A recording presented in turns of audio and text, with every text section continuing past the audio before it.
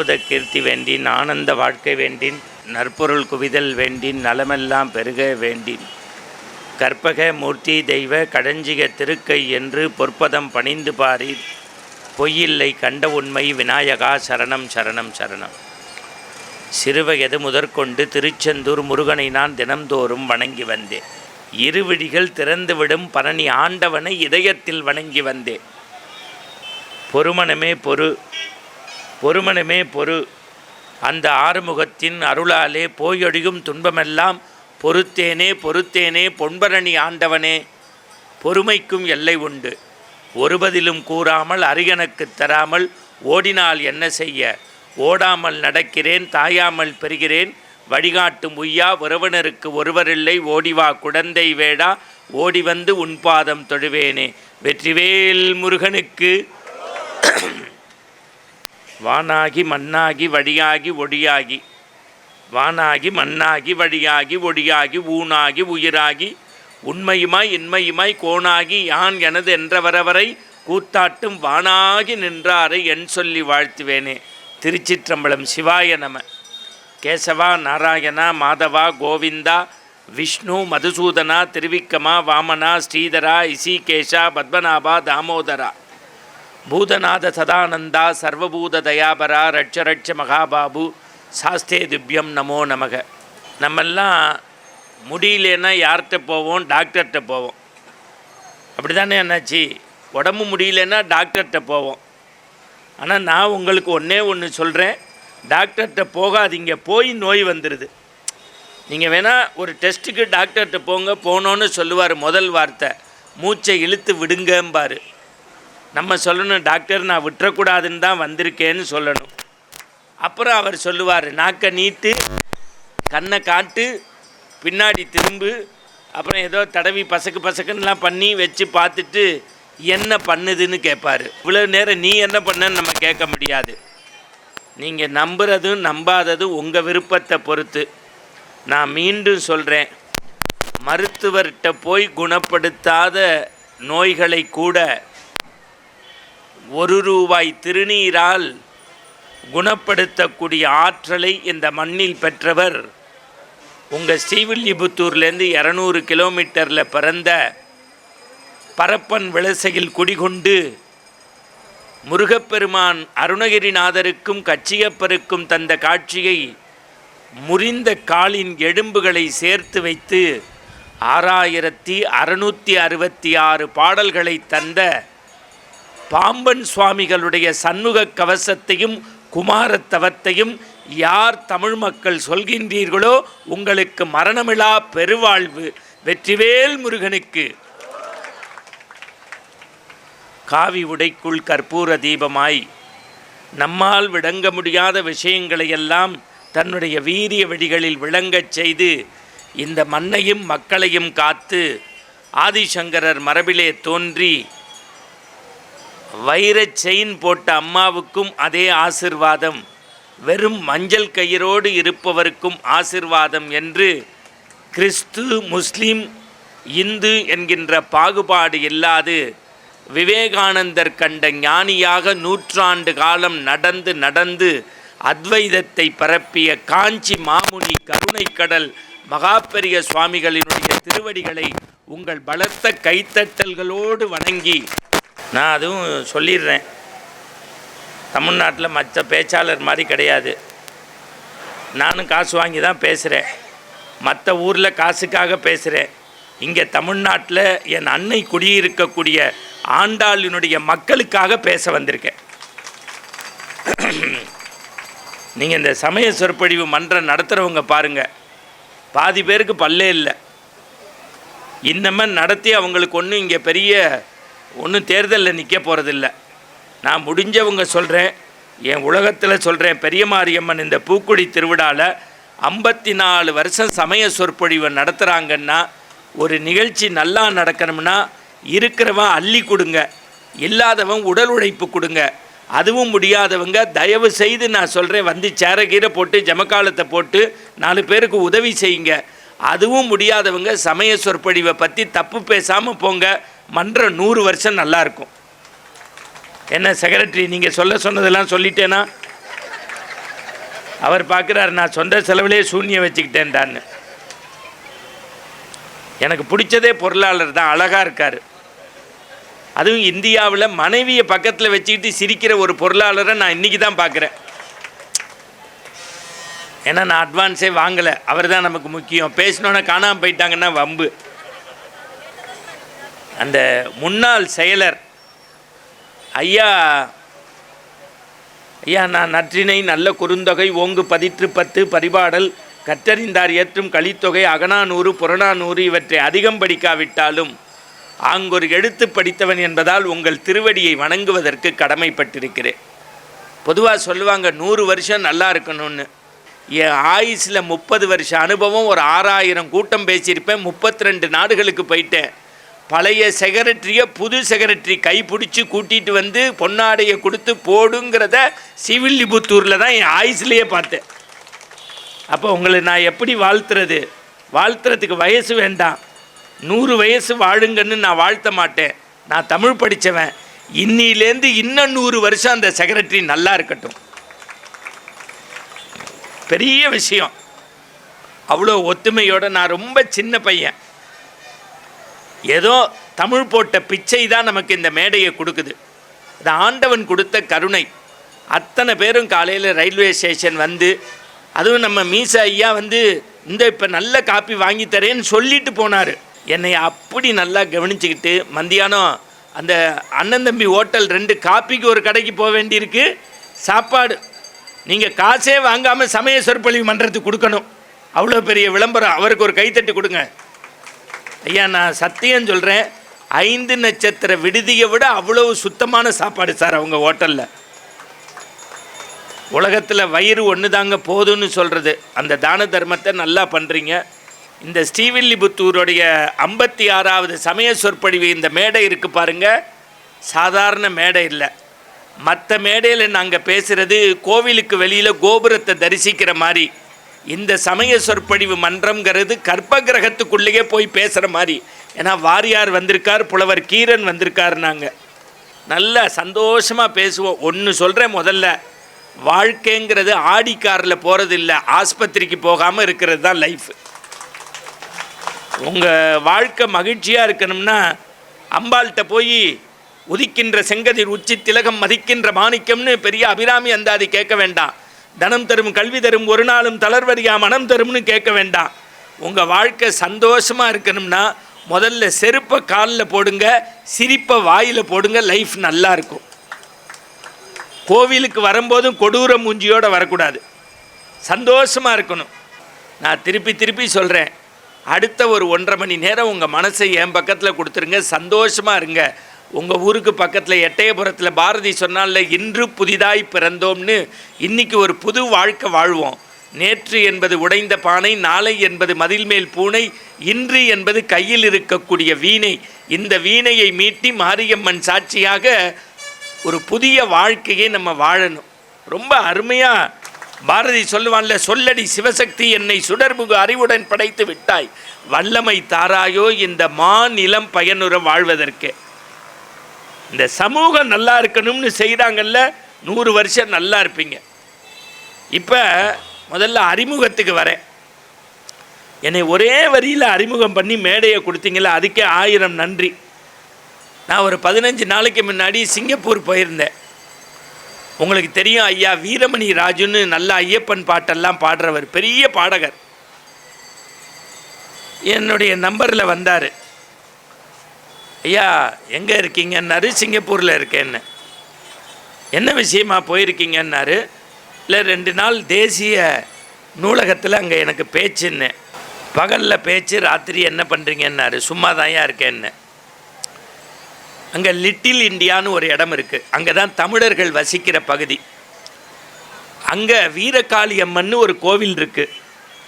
அதில் 2 நாளைக்கு பேசுங்க, கை நிறைய காசு தர சொல்கிறேன்னாரு. அப்புறம் நமக்கு கேட்கவா வேணும் பொருளாளர், சரின்ட்டேன். நீங்கள் நம்ப மாட்டீங்க, ஒரு வெள்ளி சனி 2 நாள் 15 நாளைக்கு முன்னாடி நடந்த செய்தி. ஒரு 500 தமிழர்கள் வந்து குளித்து நெத்தி நிறைய திருநீரெல்லாம் போட்டு உக்காந்துருக்காங்க. அந்த செக்ரட்டரி என்னை அறிமுகப்படுத்தினார். என் உடம்பு அப்படியே நடுங்குது. இன்னும் அந்த மாதிரி ஒரு வாழ்த்துறை நான் கேட்டதே இல்லை. ஆன்மீக அன்பர்களே, சிங்கப்பூர் வாழ் தமிழர்களே, நீங்களெல்லாம் இன்று கொடுத்து வைத்தவர்கள். இது சாதாரண கோவில் அல்ல. 30 வருடங்களுக்கு முன்பு இதே இந்த கோவிலில் வாரியார் சாமி வந்து ஒரு வாரம் ராமாயணம் பேசிவிட்டு தமிழ்நாடு போனார், இறந்து விட்டார். 20 வருடங்களுக்கு முன்பு புலவர் கீரன் ஒரு வாரம் வந்து பெரிய புராணம் பேசிவிட்டு தமிழ்நாடு போனார், இறந்து விட்டார். 8 ஆண்டுகளுக்கு முன்பு குன்றக்குடி அடிகளார் வந்து மண்ணில் நல்ல வண்ணம் வாழலாம் என்று 4 நாட்கள் நம்மை மகிழ்வித்து தமிழ்நாடு போனார், இறந்து விட்டார். இப்போது அவர்களெல்லாம் இல்லையே என்று கவலைப்படாதீர்கள், நம்மை மகிழ்விக்க மணிகண்டன் வந்திருக்கிறார்னார். அந்தால் என்னை பாராட்டுறாரா சங்கெடுத்து ஊதுறான்னானே தெரியல. நான் அப்புறம் கைத்தாங்களா சொன்னேன், ஐயா நீங்கள் உட்காந்துருங்க, நான் நேரடியாகவே பேசிடுறேன் ஐயா. நல்லா ரசிக்கிறீங்க. அதுக்கு முதல் நாள் அங்கே பாருங்கள், ஒரு அம்மா பொறி பொட்டுக்கல்லையோட மண்ணில் உட்காந்து தமிழ் கேட்குறாங்கய்யா, கைத்தட்டு கொடுங்கய்யா. இதுதான் ஐயா அந்த காலத்தில் நம்ம எம்ஜிஆர் படமே எங்கள் பாட்டியோட மண்ணு குமிச்சு தான் நான் பார்ப்பேன். அதில் எனக்கு முன்னாடி இருக்கவே பெருசாக குமிச்சிடுவான். தெரியல பாட்டியுமே, சும்மா இருடா, நம்பியார் கத்தி சுற்றும் போது நீ நோண்டிடு, அவன் இறங்கிடுவான், நீ பெருசாக தெரிவேம்பா. பாருங்க ரசித்து கை தட்டுறாரு. அப்பெல்லாம் சொல்லுவோம், கொடுத்த காசுக்கு படம் புனிஞ்சிருச்சுராம்போ. இப்போ உங்களை வாரியார் சாமி உதவியோட முதல்ல கோவிலுக்குள்ளே கூட்டிகிட்டு போகிறேன். இப்போ அருள்மிகு பெரியபாளையத்தம்மன் எங்கள் மெட்ராஸில் இருக்குது. திருச்சிக்கு போனால் சமயபுரம் பார்த்துருக்கீங்க. தஞ்சாவூருக்கு போனால் புன்னைநல்லூர் மாரியம்மன். திருக்கருகாவூருக்கு போனால் அமிர்த கடேஸ்வரர் பக்கத்தில் அம்பாள். நீங்கள் ஒவ்வொரு ஊருக்கும் ஒவ்வொரு கோவில் சிறப்பு. நான் ஸ்ரீவில்லிபுத்தூரில் என் தாயார் ஒருத்தி மகளாய் பிறந்து ஆன்மீக செடியில் தொளித்த அதிசய துளசி ஆண்டாள் நாச்சியாரை சேவிக்கக்கூடிய நான் உண்மையிலேயே நினச்சி பார்க்குறேன்.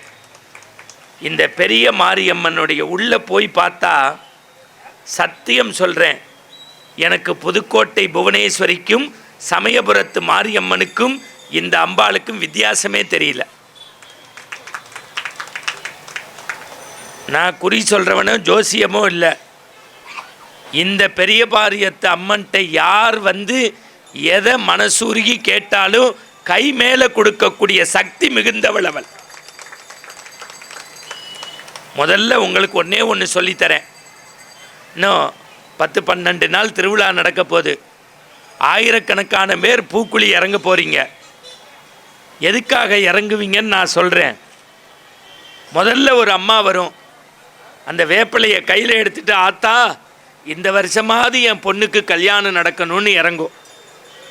அடுத்து ஒரு அம்மா வரும், என் மகளுக்கு கல்யாணம் நடந்து 3 வருஷம் ஆச்சு, வயிற்றில் ஒரு புழு பூச்சி வேணும்னு மிதிக்கும். அடுத்து ஒரு அம்மா வரும், தாயே முத்துமாரியே உன்னைய விட்டால் எனக்கு வேறு கதி இல்லை, ₹1 சூடை வாங்கி ஏற்றுறேன்னா உன்கிட்ட பணிந்து கேட்குறேன், இந்த வருஷமாவது என் பிள்ளைக்கு நல்ல வேலை கிடைக்கணும். அடுத்து ஒரு அம்மா வரும், ₹1 விளக்கு போட்டு சொல்லும், ஆத்தா மாரியம்மா மஞ்சள் பாவாடை காரியம்மா உன் பாதமே கதின்னு நினைக்கிறேன், இந்த வருஷமாவது நான் வாடகை வீட்டிலேருந்து சொந்த வீட்டுக்கு போகணும். அடுத்து ஒரு அம்மா வரும், எல்லாரையும் தள்ளு, என் புருஷன்தான் எனக்கு மட்டும்தான் வேலைக்கு போய் 7 வருஷமாச்சு, ஒரு நகை உண்டா, நட்டு உண்டா, ஸ்கூட்ரு உண்டா, நீ தான் மாரியம்மாங்கும். நான் உங்கள்கிட்ட பாதம் பணிந்து கேட்குறேன், நீங்கள் புள்ள கேட்டால் புள்ள கொடுப்பார், வீடு கேட்டால் வீடு கொடுப்பார், கார் கேட்டால் கார் கொடுப்பார், வசதி கேட்டால் வசதி கொடுப்பார், கல்யாணம் கேட்டால் கல்யாணம் கொடுப்பா. நீங்கள் எதையும் கேட்டாலும் முத்துமாரி கொடுப்பா, எதை கேட்டாலும் கொடுப்பா, எதையும் கேட்கலைன்னா தன்னையே கொடுப்பா. இன்னொன்று சொல்கிறேன், நீங்களாக கேட்டால் உங்கள் தகுதிக்கு தான் கேட்க தெரியும், அவளாக கொடுத்தா அவள் தகுதிக்கு கொடுப்பா. எது பெருசுன்னு நீங்கள் முடிவு பண்ணிக்கங்க. இப்போ இந்த முதல் வரிசையிலேயே மஞ்சள் பையை வச்சுக்கிட்டு அரக்கு கலர் சட்டை போட்டு எங்கள் ஐயா உக்காந்துருக்கார்ல, அவர் மத்தியானம் என்னை பார்க்கும்போது ரூமில் சொன்னார், ஐயா ஆன்மீகத்தை நிறைய டிவியில் உங்கள் பேச்சை கேட்குறோம், ஆனால் ஸ்ரீவில்லிபுத்தூர்காரங்க பேச்சை நான் கேட்குறதா இல்லை. மத்தியானம் பால்கோவா வாங்க போகிறேன், அந்த கடையில் ஒரு 8ஆம் கிளாஸ் படிக்கிற பையன் என்னையை உத்து பார்த்து, நீங்கள் தானே டிவியில் வருவீங்கன்னா. நான் நாக்க வச்சுக்கிட்டு சும்மா இருக்கலாம். ஆமாப்பா, எந்த டிவியில் நீ பார்த்தேன்னு? டிஸ்கவரி சேனலில் பார்த்தேன்ட்டான். அதில் நாய் நரி ஓனாய் தான் வரும். வில்லங்கமான ஆட்கள் உங்கள் ஆட்கள். பயந்துட்டேன்னா இருக்கட்டும். ஐயா என்கிட்ட சொன்னார், ஐயா ஆன்மீகத்தை எளிமையாக சொல்லுங்கள், எல்லாருக்கும் புரிகிற மாதிரி சொல்லுங்கள். நான் பாட்டுக்கு வந்து உலகலாம் உணர்ந்து ஓதற்கரியவன் நிலவுலாவிய நீர்வழி வேணிய நிலையில் சோதிக நம்பளத்தாடுவான் மலர்ச்சிலம்படி வாழ்த்தி வணங்குவோன்னு பெரிய புராணத்துலேருந்து 63 நாயன்மார் கதையை அழுகிற மாதிரி சொல்ல முடியும். இல்லை ராமாயணத்தில் ஒரு பாட்டை எடுத்துக்கிட்டு உலகம் யாவையும் தமிழ் ஆக்கலும் நிலை பெறுத்தலும் நீக்கலும் நீங்களா அழகிலா விளையாட்டுடையார் அவர் தலைவர் அன்னவருக்கே சரண் நாங்களே 10,000 பாட்டில் ஒரு 5,000 பாட்டாவது எனக்கு சொல்ல தெரியும். ஏன்னா நம்ம தமிழ்நாட்டில் 1330 குறள்னு திருக்குறள் நான் படிச்சிருக்கேன். ஆனால் மலேசியாவில் எனக்கு முன்னாடி ஒரு PhD வாங்கின பேராசிரியர் பேசினார்.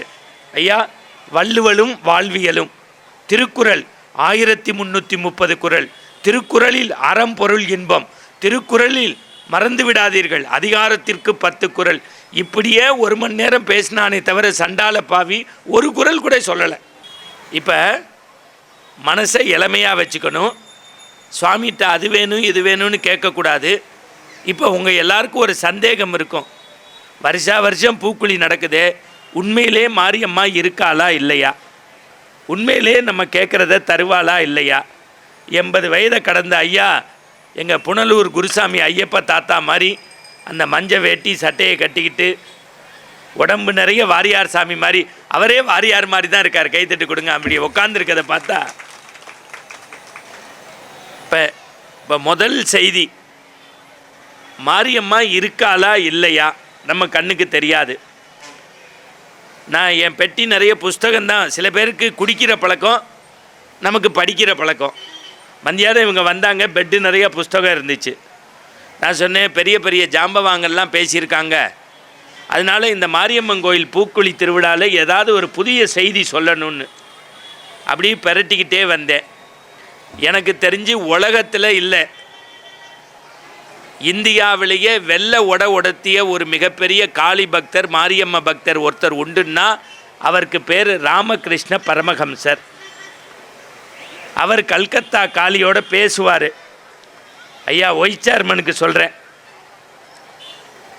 100 வருஷத்துக்கு முன்னாடி இங்கே நம்ம நாட்டில் மறந்துடக்கூடாது நடந்த ஒரு செய்தி. கல்கத்தாவில் இந்த மாதிரி பெருங்கூட்டம் உக்காந்துருக்கு, ஒரு 450 பேர் உக்காந்துருக்காங்க. வெள்ளை உடை உடுத்திய ராமகிருஷ்ண பரமஹம்சர் கண்ணை மூடி இப்படி தியானம் பண்ணுறாரு. நேராக பேண்ட்டு சட்டை போட்டிருக்க ஒருத்தர் வந்து அவரை தொட்டு, மிஸ்டர் ராமகிருஷ்ணர் என்ன பண்ணுறீங்கன்னாரு. கண்ணை முழித்து அவர் பார்த்து சொன்னார், நான் காளியோடு பேசிக்கிட்டு இருக்கேன்னாரு. அப்போ அந்த டாக்டர் சொன்னார், மகாஜனங்களே மக்களே, நம்மளை முட்டாளாக்குறார் இந்த ராமகிருஷ்ணர். கல்கத்தா காளியோடு இவர் பேசுகிறேங்கிறார்ல, அந்த காளியை 2 நிமிஷம் என்னோட பேச சொல்லுங்கன்னாரு. நம்மளாக இருந்தால் கோபப்பட்டிருப்போம். பகவான் ராமகிருஷ்ண பரமஹம்சர் சிரிச்சுக்கிட்டே ஒருத்த வார்த்தை சொன்னார், நீங்கள் என்னவா இருக்கீங்கன்னாரு. ஐ எம் ஏ டாக்டர் அப்படின்னாரு. திருப்பி கேட்டார், நீங்கள் யாருன்னாரு. நான் ஒரு மருத்துவர்னாரு. அப்போ பகவான் ராமகிருஷ்ணர் சொன்னார், ஒரு 2 நிமிஷம் உங்கள் கையை என் தலைமையில் வச்சு என்னைய டாக்டர் ஆக்க முடியுமான்னாரு. டாக்டர் பதறிட்டார், இல்லை டாக்டர் ஆகணும்னா அதுக்குன்னு சில படிப்பு இருக்குன்னாரு. அப்போ பகவான் ராமகிருஷ்ணர் சொன்னார், 2 நிமிஷம் டாக்டர் ஆக்கிறதுக்கே படிக்கணும்னா, கண்ணுக்கு தெரியாத காளியோட பேசணும்னா அதுக்குன்னு சில படிப்பு இருக்குது, அதை படித்தா காளியே உன்னோட பேசுவாடான்னார். அப்போ முதல்ல கடவுள் இருக்கான்னு நம்பணும். இப்போ மாரியம்மன் கோவிலில் மற்ற கோவிலில் இல்லாத ஒரு சங்கடம் இருக்குது. நேராக வருவீங்க, வாசலில் இருக்கால இந்த வேப்ப மரம், அதைத்தான் சாமின்னு நினச்சி மஞ்சள் குங்குமம் வைப்பாங்க பெண்கள். உள்ளே போவீங்க, சின்ன கல்லாக இருக்கும், அதில் ஒரு மஞ்சள் துணியை கட்டி பொட்டு வச்சு சாமி கும்பிடுவோம். அதுதான் ஊருடைய எல்லை கோவில்னு சாமி கும்பிடுவோம். இப்போ நல்லா கேட்டுக்கங்க, ராமகிருஷ்ண பரமஹம்சர் கல்கத்தா காளி இருக்குங்கிறத உணர்த்திட்டார். அவருடைய சீடர் விவேகானந்தர் உலகத்துக்கே போயிட்டு பாடம் எடுத்து வந்தார். அவர் பார்க்குறாரு, விவேகானந்தர்னோன்னு கை தட்டுறாரு. உலகத்திலேயே காவி உடுத்தி கையிலேருந்து லிங்கம் எடுக்காமல் வாயிலேருந்து விபூதி எடுக்காமல் கடைசி வரைக்கும் பெயில் எடுக்காமல் இருந்த இந்தியாவில் ஒரே சாமியார் விவேகானந்தர் தான். அவர் வந்தார். ஜெய்ப்பூர் பக்கத்தில் ஒரு மன்னன் அவரை கூப்பிட்டார் வீட்டுக்கு. மதிய விருந்தெல்லாம் கொடுத்தாரு. அப்படி சேரில் செக்ரட்டரி மாதிரி உட்காத்தி வச்சார். தான் இப்படி உட்காந்துக்கிட்டார். வந்திருக்கிறது மகாராஜா. விருந்தெல்லாம் கொடுத்தாரு. சந்தோஷம். சுவாமி விவேகானந்தரே, உங்கள் மேலே எனக்கு வருத்தம்னாரு. என்னன்னாரு, உங்கள் இந்துக்கள் எல்லாம் மண்ணை கல்லை மரத்தை சாமின்னு கும்பிட்றான். அதை எப்படி ஏற்றுக்க முடியும்? மண்ணை கல்லை மரத்தை சாமின்னு கும்பிட்றான். அதை எப்படி ஏற்றுக்க முடியும்னாரு. நம்மளாக இருந்தால் அடுத்த வருஷம் பார்க்கலாம்னு கிளம்பியிருப்போம். விவேகானந்தர் சொன்னார், உங்களுக்கு என்ன சங்கடம்னாரு. இல்லை, இந்து சமயத்தில் மரத்தை மண்ணை கல்லெல்லாம் சாமின்னு கும்பிட்றாங்க, எப்படி ஏற்றுக்க முடியும்னாரு. அப்படியா, சரி வெத்தலை பாக்கு போடுங்கன்னாரு ராஜாவை. வெத்தலை பாக்கு போட்டார். அந்த அங்கே இருக்கு பாருங்கள் அந்த படம், அதை எடுத்து பக்கத்தில் இருந்த படை தளபதியை கூப்பிட்டு அதை டொம்முன்னு கீழே போட்டு உடடான்னாரு. அவன் பயந்து ஓடி போயிட்டான். அடுத்து ஒரு சேவகன் நின்னான். அவனை கூப்பிட்டாரு, டே இங்கே வா, அந்த படத்தை எடுத்து அது மேலே காரி துப்புன்னாரு. அவன் என்னை கொல்ல பார்க்குறீங்களா விவேகானந்தரேன்னு கிளம்பிட்டான்.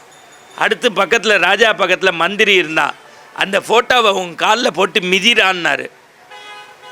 என்னை உயிரோடு வச்சு கொளுத்த பார்க்குறேலான்னு கிளம்பிட்டான். இப்போ ராஜாட்ட கேட்டார், உன் அரண்மனையில் உள்ள சாதாரண ஃபோட்டோவை ஓடன்னு உனக்கு முன்னாடி சொல்கிறேன். ஒருத்தன் பயந்து ஓடுறான். எச்சத்துப்புன்னே முடியாதுன்னா, காலில் போட்டு முடியாது மிதின்னே முடியாதுன்னா, ஏன் மகாராஜான்னா, அது எங்கள் அப்பாவுடைய ஃபோட்டோ, அது எங்கள் அப்பாவுடைய ஃபோட்டோ, அதுக்குள்ளே மகாராஜாவே இருக்கிற மாதிரின்னா. அப்போ விவேகானந்தர் சொன்னார், 10 வருஷம் இல்லை, பல வருஷத்துக்கு முன்னாடி இறந்து போன உங்கள் அப்பாவை சாதாரண எண்ணத்தை வண்ண ஓவியமாக வரைஞ்சிருக்கான். அதை போட்டு மிதிரான்னா உன் சேவகன், உன் மந்திரி, உன் தளபதி பயப்படுறான். ஏன்னா ஃபோட்டோக்குள்ளே இருக்கிறது உங்கள் அப்பான்னு அவன் நம்புகிறான். ஃபோட்டோக்குள்ளே இருக்கிறது அப்பான்னு நீங்கள் நம்பினா எங்கள் மக்கள் மண்ணையும் மரத்தையும் கல்லையும் சாமின்னு ஏண்டா நம்பக்கூடாதுன்னு கேட்டான். இப்போ ஆன்மீகம்னா என்னன்னு உங்களுக்கு தெரிஞ்சு போச்சு. அப்போ சுவாமிகிட்ட அது வேணும் இது வேணும்னு கேட்கக்கூடாது. கண்ணுக்கு தெரியாமல் கடவுள் இருக்கான். அவன் மண்ணுக்குள்ளே இருக்கான், மரத்துக்குள்ளே இருக்கான், எது வேணாலும் இருக்கான். இப்போ கோவிலுக்குள்ளே எப்படி போகணும் அதை தெரிஞ்சுக்கணும். கோவிலுக்குள்ளே எப்படி போகணும்? எனக்கு தெரிஞ்சு உலகத்திலேயே நகைச்சுவை பேச்சாளர்னா நேற்றுக்கும் சரி இன்றைக்கும் சரி இன்னும் 400 வருஷம் ஆனாலும் நான் நம்புறது ஒரே ஒருத்தர் தான். அவர் தான் வாரியார் சாமி. அவருக்கு ஈக்குவலாக ஒரு ஆள் பேசவே முடியாது. நல்லா தெரிஞ்சுக்கங்க சேர்மன். இங்கேருந்து உங்களுக்கு தெரியும், ராமநாதபுரத்தில் அரண்மனை இருக்குது. அங்கே 6 நாள் நவராத்திரி பெருவிழா கொண்டாடுவாங்க. 7வது நாள் சாமியோடைய பேச்சு வைப்பாங்க. 6 நாள் நவராத்திரி திருவிழா, 7வது நாள் சாமியோடைய பேச்சு, 8வது நாள் புறப்பாடு, 9வது நாள் விடையாத்தி விழா. இது ஆண்டுதோறும் நடக்கும். ஒரு 45 வருஷத்துக்கு முன்னாடி நடந்தது. அப்பெல்லாம் இவ்வளோ வசதி கிடையாது, விஞ்ஞான வளர்ச்சி கிடையாது. இந்த வெள்ளை வேஷ்டி இருக்குது பாருங்கள், அதை இந்த பக்கம் கட்டிடுவாங்க, அதை இந்த பக்கம் கட்டிடுவாங்க, இடையில ப்ரொஜெக்டர் வச்சு சினிமா ஓட்டுவாங்க. 6 நாள் சினிமா ஓட்டிட்டாங்க. சாமி 7வது நாள் பேச வரணும். வந்துட்டார், ஜனங்கள் கூடி இருக்கு. சாமி எப்போதுமே இந்த சால்வை போட்டதுக்காகவே ஒரு கைத்தட்டு கொடுங்க. என் ஆயுசில் 30 வருஷமாக பேசி முடித்தோன்னு தான் போடுவாங்க. ஏன்னா நல்லா பேசினா போடுவோம், இல்லாட்டி அடுத்த வருஷம் வச்சுப்போன்னு வச்சுப்பாங்க. ஆனால் ஸ்ரீவில்லிபுத்தூர்காரங்க தான் வந்தோடனே மரியாதை கொடுப்போம் தமிழுக்குன்னு போட்டுட்டீங்க. நல்லா தெரிஞ்சுக்கங்க. 6 நாள் சினிமா பார்த்துட்டான் நம்ம ஆள். வாரியார் சாமிக்கு இப்படி மாலை போட்டாச்சு. அவர் கழுத்து நிறைய மாலை போட்டு தான் உட்காந்துருப்பார். பார்த்துருக்கல, உத்திராட்சம் இருக்கும், நெத்தி நிறைய விபூதி இருக்கும். சாமி ஆரம்பிக்கிறாரு. பாலும் தெளிதேனும் பாகும் பருப்பும் இவைநாளும் கடந்துனக்கு நான் தருவேன். கோலம் செய் துங்க கரிமுகத்து தூமணியே நீ எனக்கு சங்கத்தமிழ் மூன்றும் தா. மகாஜனங்களே, இன்று நான் பேச போகிற தலைப்பு திருவிளையாடல் புராணம். இந்த திருவிளையாடல் புராணத்தில் முருகனுக்கு அப்பாவா வர்றது யாருன்னு பசங்களை பார்த்து கேள்வி கேட்டார். ஏன்னா பெரியவங்களை கேட்டால் தெரியாதுன்னு சாமிக்கு தெரியும். பசங்களை பார்த்து கேட்டார். ஒரு பையன் எந்திரிச்சான், சாமி என்ன கேள்வி கேட்டேன்னா, திருவிளையாடல் புராணத்தில் முருகனுக்கு அப்பாவா வர்றது யார்? திருன்னு முழிச்சான். ஏன்னா நேற்றுக்கு இவன் பார்த்த சினிமா ஞாபகம் இருந்துச்சு. முருகனா நடித்தது சிவகுமார், அப்பாவா நடித்தது சிவாஜி. சாமி, திருவிளையாடல் புராணத்தில் முருகனுக்கு அப்பா பேர் சிவாஜின்னு தான். கூட்டம் கை தட்டி சிரிச்சிருச்சு. நம்மளாக இருந்தால் கிண்டல் பண்ணியிருப்போம். சாமி அந்த பையனை மேடைக்கு கூப்பிட்டு அவனுக்கு மாலையை போட்டார். எல்லாரும் கூட்டம் என்னடா சாமி இப்படி பண்ணுறாரேன்னு நினச்சாரு. அடுத்து அவனை பெற்ற அம்மா அப்பா வந்திருக்கீங்களான்னு மேடைக்கு கூப்பிட்டு பையை விட்டு திருநீரை கொடுத்து கம்பராமாயண புஸ்தகத்தை கொடுத்துட்டு சொன்னார், மகாஜனங்களே, பிள்ளைய இந்த மாதிரி பக்தியோடு வளங்க. இந்தியாவுக்கு சுதந்திரம் வாங்கி தந்த காந்தியை காந்தின்னு சொல்ல மாட்டோம், கௌரவ குறைச்சல்னு காந்தி ஜீம்போம். எல்லா செல்வத்தையும் நாட்டுக்கு கொடுத்த நேருன்னு சொல்ல மாட்டோம், நேரு ஜீம்போம். அதுபோல் இந்த பையன் கடவுள் முருகனுடைய அப்பாவை சிவான்னு சொன்னால் கௌரவ குறைச்சல்னு, சிவாஜின்னு சொன்னான் பாருங்க, அதுக்காக புஸ்தகம்னாரான். அவன் அது சொல்லலை, அவன் தப்பாக சொன்னான். ஆனால் சாமி எப்படி திருத்துறாரு பாருங்க. இப்போ நல்லா கேட்டுக்கங்க. அந்த வாரியார் சாமிகிட்ட போய் கேட்டேன் மத்தியானம். சாமி, 54 வருஷமாக பூக்குழியில் சமய சொற்பொழிவு நடத்துகிறாங்க. மாரியம்மன் கோவிலுக்கு போகிறவங்களுக்கு எல்லாமே தெரியும். அவங்களுக்கு வேதம் தெரியாது, ஆகமம் தெரியாது, மனசு சுத்தமாக இருக்கும். அவங்க எப்படி சாமி கும்பிடணும்னு சொல்லக்கூடாதான்னாரு. வாரியார் சாமி சொன்னதை அப்படியே இப்போ ஒரு 5 நிமிஷம் உங்கள் கண்ணு முன்னாடி கொண்டு வந்து காட்டுறேன். அப்படியே ஒரு அம்மா போச்சான். வாசலில் போய் நின்னோன்னே தான் கூடையிலேருந்து ஒரு 20 ரூபா பணத்தை கொடுத்து வாசலில் ஒரு அர்ச்சனை கூட வாங்கினுச்சான். எவ்வளோ கொடுத்து? 20 ரூபா கொடுத்து. இப்போ நீங்களே கோவிலுக்குள்ளே போனீங்கன்னா, அதுவும் பிரதோஷம்லாம் இப்போ நான் பார்க்குறேன் இந்தியா முழுக்க நல்லா கொண்டாடுறாங்க. நான் ஒவ்வொரு பிரதோஷத்துக்கும் மயிலாப்பூர் போவேன். அங்கே ஒரு மாமி சிவபுராணம் அப்படி சொல்லும், நமச்சிவாய வாழ்க, நாதன் தாழ்வாழ்க, இமைப்படுதும் என் நெஞ்சில் நீங்காதான் தாழ்வாழ்க, கோகலி ஆண்ட குருமனிதன் தாழ்வாழ்க. ஒரு நாள் கடுப்பாயிட்டு எனக்கு, மாமி 3 மாதமாக பார்க்குறேன் சாமி இங்கே இருக்குது, நீங்கள் ஏன் இங்கே பார்த்து சொல்கிறீங்க என்ன? இல்லை, மாமா வாங்கி கொடுத்த செருப்பு அங்கே தானே இருக்குன்னுச்சு, எங்கள் கோவிலுக்கு போகிற இடத்துல. அதில் இன்னொரு மாமி சொல்லுது, அது தெரிஞ்சு தான் நான் பையில் போட்டு கையிலையே எடுத்துகிட்டு வந்துட்டேங்குது. நான் திருப்பி சொல்கிறேன், கோவிலுக்கு பற்ற துறக்க போகக்கூடிய நம்ம சாதாரண 200 ரூபா செருப்பு மேலே உள்ள பற்ற துறக்க முடியல. தயவு செய்து உங்கள் பாதத்தை தொட்டு கேட்குறேன், கோவிலுக்குள்ளே போகும்போதே நம்ம எப்படி தெரியுமா போகிறோம்? செருப்பை இந்த காலில் ஒரு பக்கம், அந்த பக்கம் எவனாவது எடுத்துருவானா? உண்மையா இல்லையா? மனசாட்சின்னா ஆமான்னா கை தட்டுங்க, இல்லாட்டி தட்டாதீங்க. அப்போ இத்தனை பேர் செருப்புக்கு நினச்சிக்கிட்டே தான் சாமிக்கிட்ட போகிறீங்க.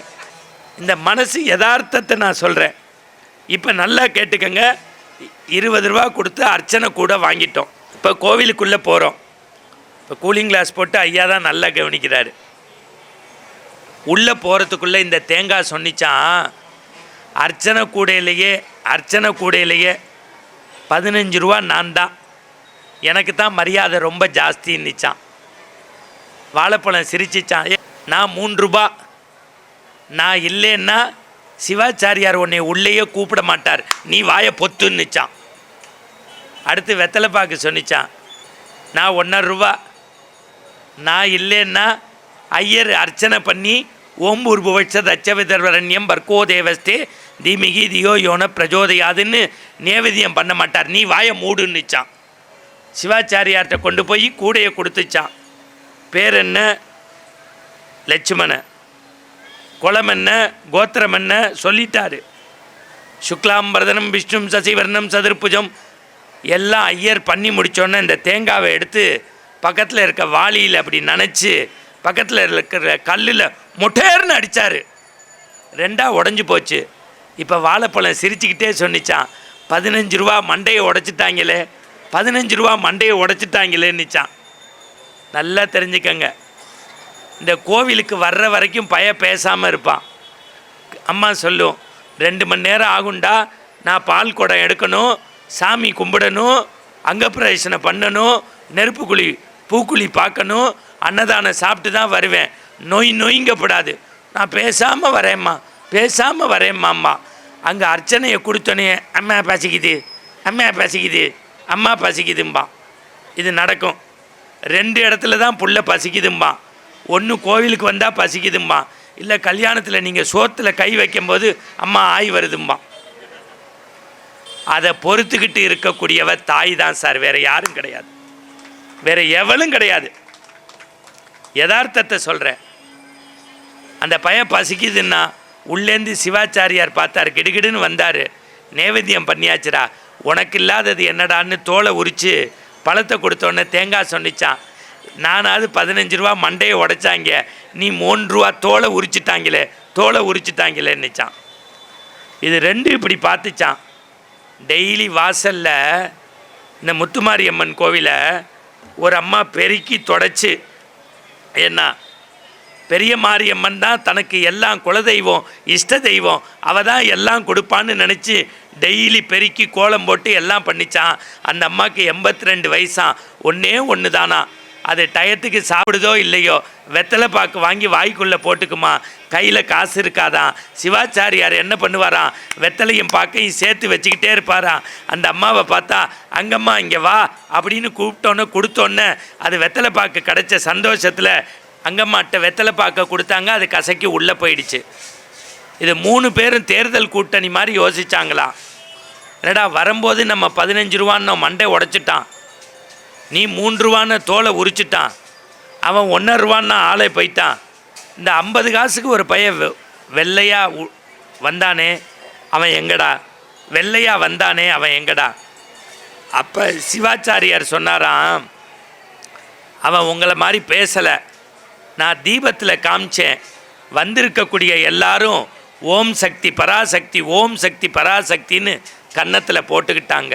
இப்போ வாரியார் எழுதுகிறார், மகாஜனங்களே, நீங்கள் மாரியம்மன் கோயிலுக்குள் போகின்ற போது தேங்காவை போன்று ஆணவமாக இருக்காதீர்கள், வாழைப்பழத்தை போன்று கண்மையாக இருக்காதீர்கள், வெற்றிலை பாக்கை போன்று மாய வாழ்க்கை வாழாதீர்கள், கற்பூரம் போல உங்கள் இதயத்தை அம்பாளிடத்தில் கரைத்து விட்டால் கடவுள் உங்கள் கன்னத்தில் போட்டுக்கொள்வாள் பக்தியை பார்த்து.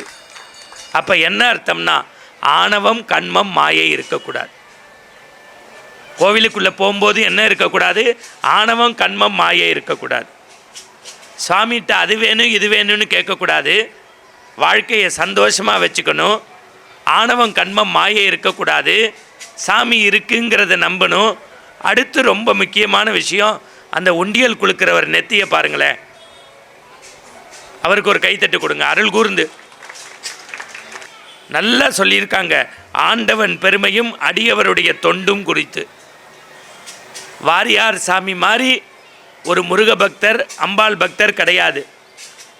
திருச்சியில் ட்ரெயின் கிளம்புது ராத்திரி 10:30 மணிக்கு, இப்படி ஒரு சுருக்கு பை வச்சிருப்பார்.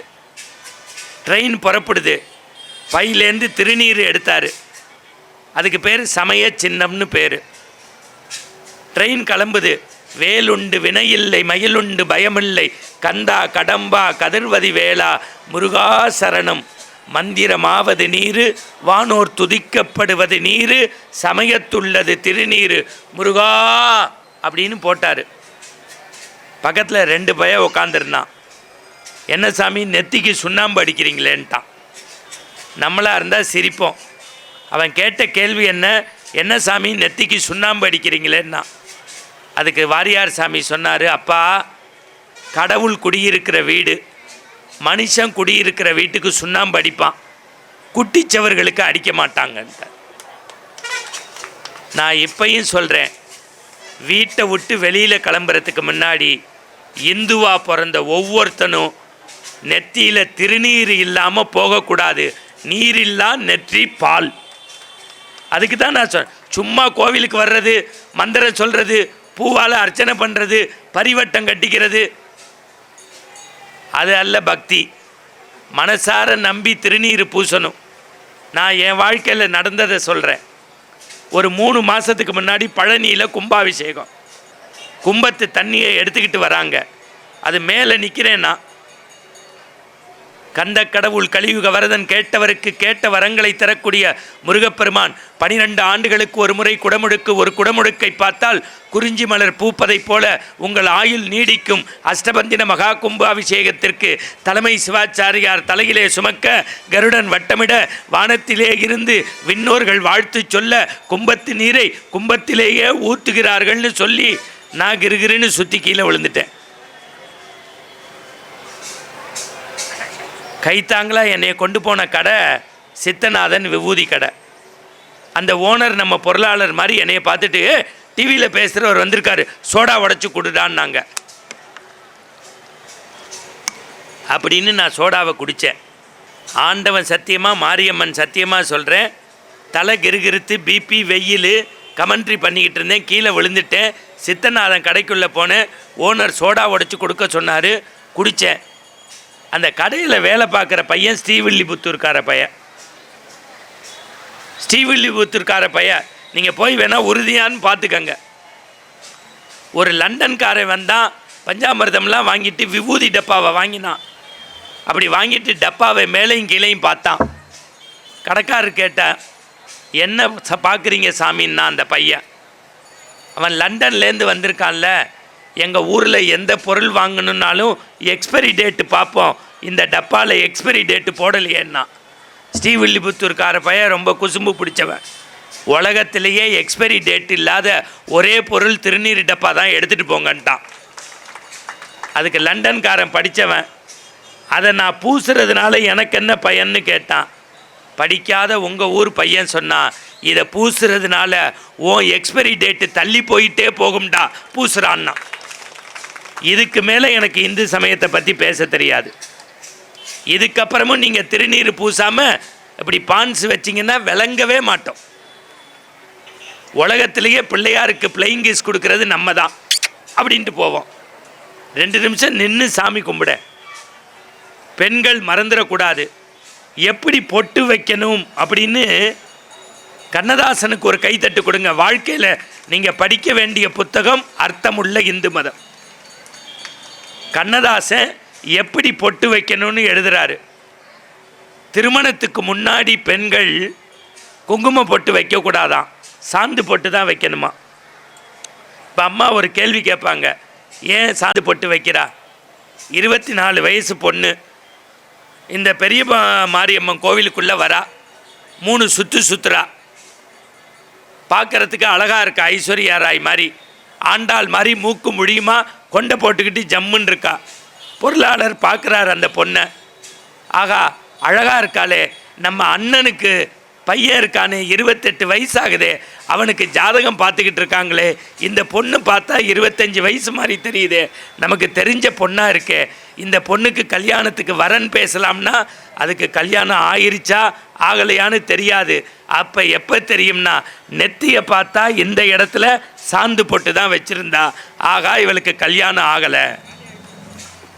இப்போ நீங்கள் ஒரு கேள்வி கேட்கலாம், அப்போ ஐயர் குங்குமம் கொடுத்துட்டா அந்த பொண்ணு வைக்கக்கூடாதான்னா வைக்கலாம். எப்படி வைக்கலாம்? இந்த 2 விரலால் வைக்கணும். அந்த குங்குமத்தை எடுத்து இப்படி கழுத்தில் பூசி, தாயே என் கழுத்தில் விரைவில் திருமங்கல்யம் ஏறணும்னு சொல்லி இப்படி வைக்கணும். அதே பொண்ணு கல்யாணத்துக்கு அப்புறம் குங்குமத்தை எடுத்து நடுவில் வைக்கணும். ஏன்னா என் தாயும் தந்தையும் தெருவில் போகும்போது நான் கற்போடு இருக்கேன்னு காமிக்கிறதுக்கு வளர்த்துருக்காங்க இப்படி.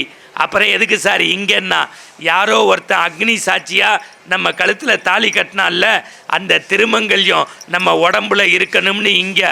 அப்புறம் எதுக்கு சார் இங்கன்னா, இந்த 2 பொட்டும் 100 வயசு வரைக்கும் நம்ம உடம்புல இருக்கணும்னா தலைக்கு மேலே இருக்கக்கூடிய பராசக்தியே ஜெகன்மாதா புவனேஸ்வரி ஓம் பாதமே கதின்னு இங்கே. இப்போ 3 பொட்டும் இல்லை, பச்சை புடவை பச்சை சட்டை பச்சை ஒட்டு, சேப்பு புடவை சேப்பு சட்டை சேப்பு ஒட்டு. உண்மையா இல்லையா? அதில் அன்றைக்கி பார்க்குற ஒரு அம்மா பள்ளி மாதிரி இப்படி வச்சுக்குது, அணகுண்டா மாதிரி. இந்த ஸ்டிக்கர் போட்டு நெத்தியில் வச்சா கூட பரவாயில்ல, டிவி மேலே, ஃப்ரிட்ஜு மேலே, வாஷிங் மிஷின் மேலே. அன்றைக்கி பார்க்குறேன் ஒரு அம்மா ரிமோட்டுக்கு பின்னாடி வச்சுருக்கு. உண்மையா இல்லையா? என் பொண்டாட்டி நானும் குலதெய்வ கோவிலுக்கு போயிருக்கோம். அவள் கிராமத்து கோவில், பசுமாட்டு வாலில் வச்சுட்டு போயிட்டா. குளிச்சுட்டு பொட்டு எடுங்கிற நான் எடுக்க போகிறேன், எங்கள் அக்கா பையன் மாட்டை அவுத்துட்டான். உங்களுக்கு என்ன சிரிப்பீங்க? நாளில் மாட்டுக்கு பின்னாடி போயிருக்கேன். தயவு செய்து சொல்கிறேன், இன்னமே சமய சின்னங்களை நெத்தியில் கரெக்டாக பூசணும். அடுத்த முக்கியமான செய்தி, அடுத்த ஒரு 5 நிமிஷம் உங்கள் கண்ணில் தண்ணி வந்தால் அதுக்கு நான் பொறுப்பு இல்லை. கொஞ்சம் எல்லோரும் நிமிர்ந்து உட்காருங்க. இது ஒரு கனமான செய்தி. அடுத்த ஒரு 5 நிமிஷம் உங்கள் மனசை என் பக்கத்தில் கொடுத்துடணும். இப்போ படிப்படியாக சொல்லிக்கிட்டு இருக்கேன். கோவிலுக்குள்ளே சாமிகிட்ட அது வேணும் இது வேணும்னு கேட்கக்கூடாது. ஆணவம் கண்மம் மாயை இருக்கக்கூடாது. அதை விட மனசை லேசாக வச்சுக்கணும், சிரிப்பாக வச்சுக்கணும். அதை தவிர சொல்கிறேன், பிள்ளைங்களை நல்லா வளங்க.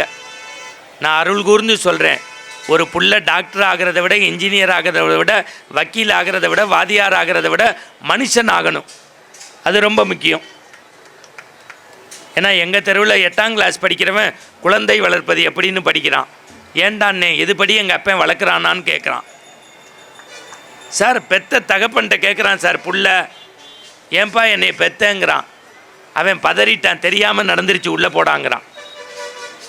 உண்மை. நான் 300 மாடி குடியிருக்கிற வீட்டில் இருக்கேன். போன ஞாயிற்றுக்கிழமை சி பிளாக்கில் ஒருத்தன் பிள்ளைய போட்டு அடி அடின்னு அடித்தான். டி பிளாக்கில் ஒருத்தன் ஓடி வந்து ஏன்டா பிள்ளைய அடிக்கிறேன்னா, நீ வாயை மூடு, 30,000 ரூபா கொடுத்து அட்மிஷன் வாங்கினேன், மாதம் 3000 ரூபா கட்டுறேன், 2ஆம் கிளாஸ் முடிஞ்சு 3ஆம் கிளாஸ் வந்துட்டான், எது சன்னு 3ன்னே தெரியல, எது சன்னு 3ன்னே தெரியல, 2 வருஷம் கொரோனாவில் ஜூம்லேயே படிச்சுட்டான், முட்டா பையன்னா. அதுக்கு அவன் சொன்னான், லூசு பையல, அவனுக்காவது சன்னுக்கு 3க்கு வித்தியாசம் தெரில, உனக்கு ஓன் சன்னது ஏன் சன்னதுன்னே தெரில, ஏன் பிள்ளைய அடிச்சுக்கிட்டு இருக்க விடுறா. நீங்கள் யார் வீட்டுக்குள்ளேயாவது போய் பாருங்கள். கால நேரத்தில் அவனை பள்ளிக்கூடத்துக்கு இந்த நம்ம பொருளாளர் 10 மணிக்கு பேத்தியை விடணும்னு துடிச்சிட்டாரு. எங்கள் மெட்ராஸில் வந்தால் இத்தனூண்டு இருக்கான் பையன்.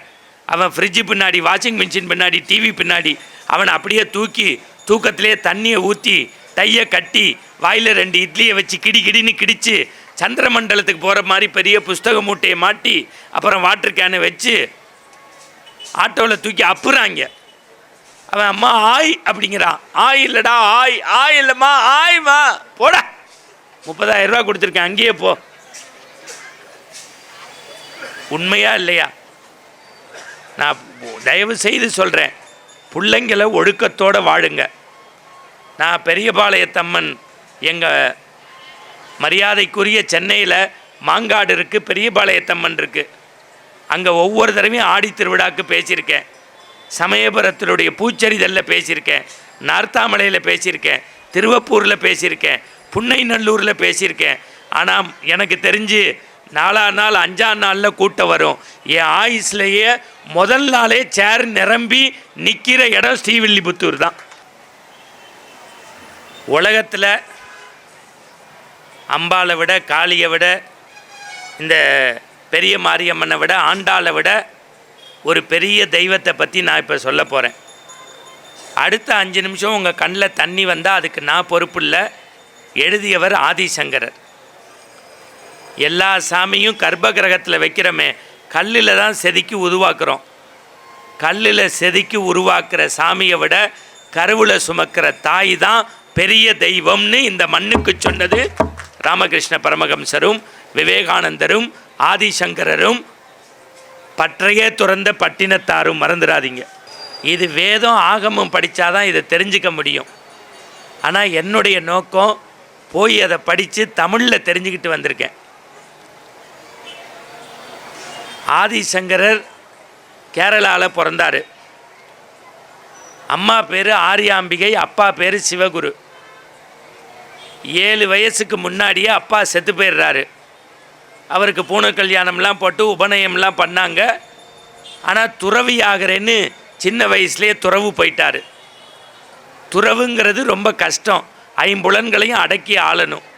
ஆனால் அம்மாட்ட ஒரே ஒரு சத்தியம் பண்ணிட்டு போனார். அது பெரிய கதை, சுருக்கி உங்களுக்கு சொல்கிறேன். நான் எங்கே துறவு போனாலும் எங்கே துறவு போனாலும் உன் உடம்புலேருந்து உயிர் பிரியும் போது நான் வந்து அந்திம காரியங்களை செய்வேன்ட்டு போயிட்டாரு. நல்லா தெரிஞ்சுக்கங்க, இன்றைக்கும் இந்தியாவில் தண்ணி வற்றாத ஒரு இடம் கேரளா. அதுக்கு 2 காரணம். ஆதிசங்கரர் தோன்றியது, ஐயப்பன் கோவில் இருக்குது. இது 2ம் எப்பேற்பட்ட வலிமைங்கிறது. அதனால்தான் ஐயப்ப வழிபாட்டில் தாய் தந்தை வழிபாடை வணங்குவாங்க. ஐயப்பனே தாயின் தலைவலி தீக்க தான் புலிப்பால் கொண்டு வந்தார். அதெல்லாம் நான் பின்னாடி சொல்கிறேன். இப்போ நீங்கள் ஆதிசங்கரர் விஷயத்துக்கு வாங்க. அடுத்த 5 நிமிஷம் நான் மன்னிக்கணும், 54 வருஷத்தில் கண்டிப்பாக இந்த மேடையில் இதை சொல்லியிருக்க மாட்டாங்க. அந்த உணர்வோடையே இதை சொல்கிறேன். நம்ம எல்லாம் அமாவாசைக்கு அமாவாசை தர்ப்பணம் கொடுக்குறோம். நிறையா பேர் ஏன் கொடுக்குறோன்னு தெரியாது, ஆனால் கொடுக்குறோம். நான் உலகத்திலேயே சொல்கிறேன், விரதத்திலேயே சிறந்த விரதம் எதுன்னா ஏகாதேசி விரதம் இருந்து துவாதேசியில் விரதம் விடணும். அதுவும் ஆண்டாள் பிறந்த இந்த ஸ்ரீவில்லிபுத்தூரில் மறந்துடாதீங்க.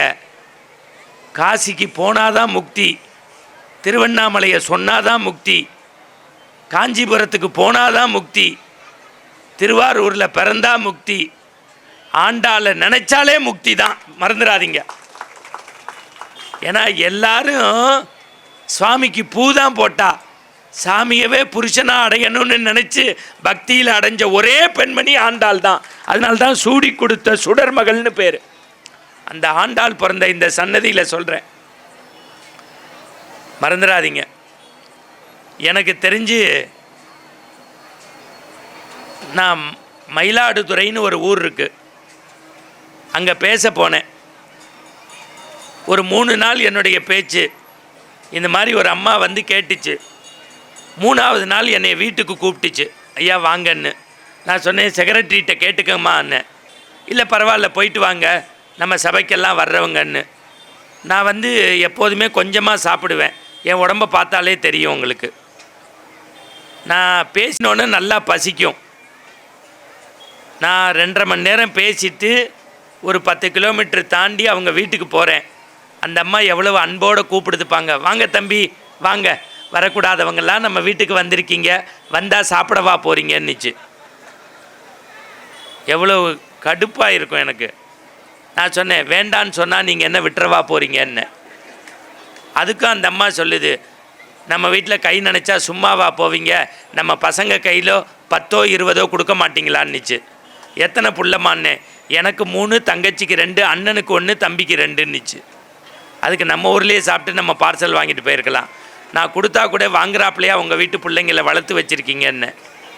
இன்றைக்கி நல்லா தெரிஞ்சுக்கங்க, தமிழ் சமூகம் ஒரு காலத்தில் யார் வந்தாலும் வலது கையில் சொம்பில் தண்ணி கொடுத்து, முகமலர்ச்சியோட இடம் கொடுத்து, தலைவாழை இலை கொடுத்து, சோறு போட்டு மகிழ்ச்சியோடு அமைச்சு வைக்கிற இந்த உலகத்தில் இன்றைக்கி யார் வந்தாலும் நம்ம பிள்ளையவே சொல்கிறோம், வாயை தொடச்சிட்டு போடா, வாசல்லையே அவன் நிற்கிறான், பிஸ்கட்டை சாப்பிட்டு இங்கிட்டு திரும்புங்கிறோம். என்னமோ இந்த பிஸ்கட்டை நம்பி தான் அவன் உயிரோடு வாழ்கிற மாதிரி. உண்மையா இல்லையா? நம்ம நிறைய விஷயங்கள் ஏன் எதுக்கு எப்படின்னு தெரிஞ்சுக்கல.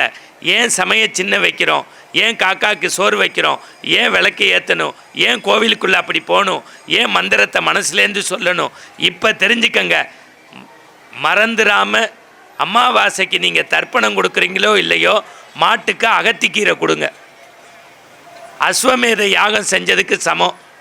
இப்படி தான் என் பேச்சை கேட்டுட்டு எங்கள் தெருவில் 15 பொம்பளைங்க போய் அகத்திக்கீரை கொடுத்தாளுங்க.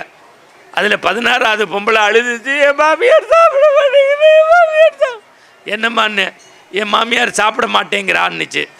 மாமியாராக மாட்டேன்னு நினச்சி கொடுத்துருக்கு. நான் அப்புறம் சொன்னேன், லூஸு, ஏற்கனவே 15 மாமியார் வயிற்றுக்குள்ளே போயிருக்கு. மாடும் மனுஷன் மாதிரி தானே, ஒரே நாளில் திங்க முடியுமா? ஏன்னா நம்ம கோணாரையும் நம்புறதில்ல, சாமியும் நம்புறதில்ல, மாட்டையும் நம்புறதில்ல. நமக்கு பிடிச்சா சாமி, பிடிக்காட்டி சாமி இல்லை. இப்போ தெரிஞ்சுக்கங்க, அமாவாசை தர்ப்பணம் கொடுக்குற இடத்துக்கு பேர் மாத்ருகயான்னு பேர். மாத்ருகயான்னு பேர். யூடியூப்பில் எடுக்கிறவங்க இதை கரெக்டாக எடிட் பண்ணி போடுங்க. இதை படிச்சுக்கிறதுக்கு எனக்கு 10 வருஷம் நடையாக நடந்து படிச்சிருக்கேன். இந்த ஒரு பாட்டு போதும். இன்றைக்கி நான் ஆண்டாள் கோவிலுக்கு சன்னதி இங்கே வந்தது, பெரிய மாரியம்மன் கோவில் பூக்குழிக்கு வந்தது. நல்ல சின்ன பிள்ளைங்கெல்லாம் கவனமாக கேட்குறீங்க. எனக்கு ரொம்ப ஆச்சரியம். ஐபிஎல் மேட்சை விட்டுட்டு ஆன்மீக கூட்டத்துக்கு வந்த ஒரே கூட்டம் ஸ்ரீவில்லிபுத்தூர் தான்.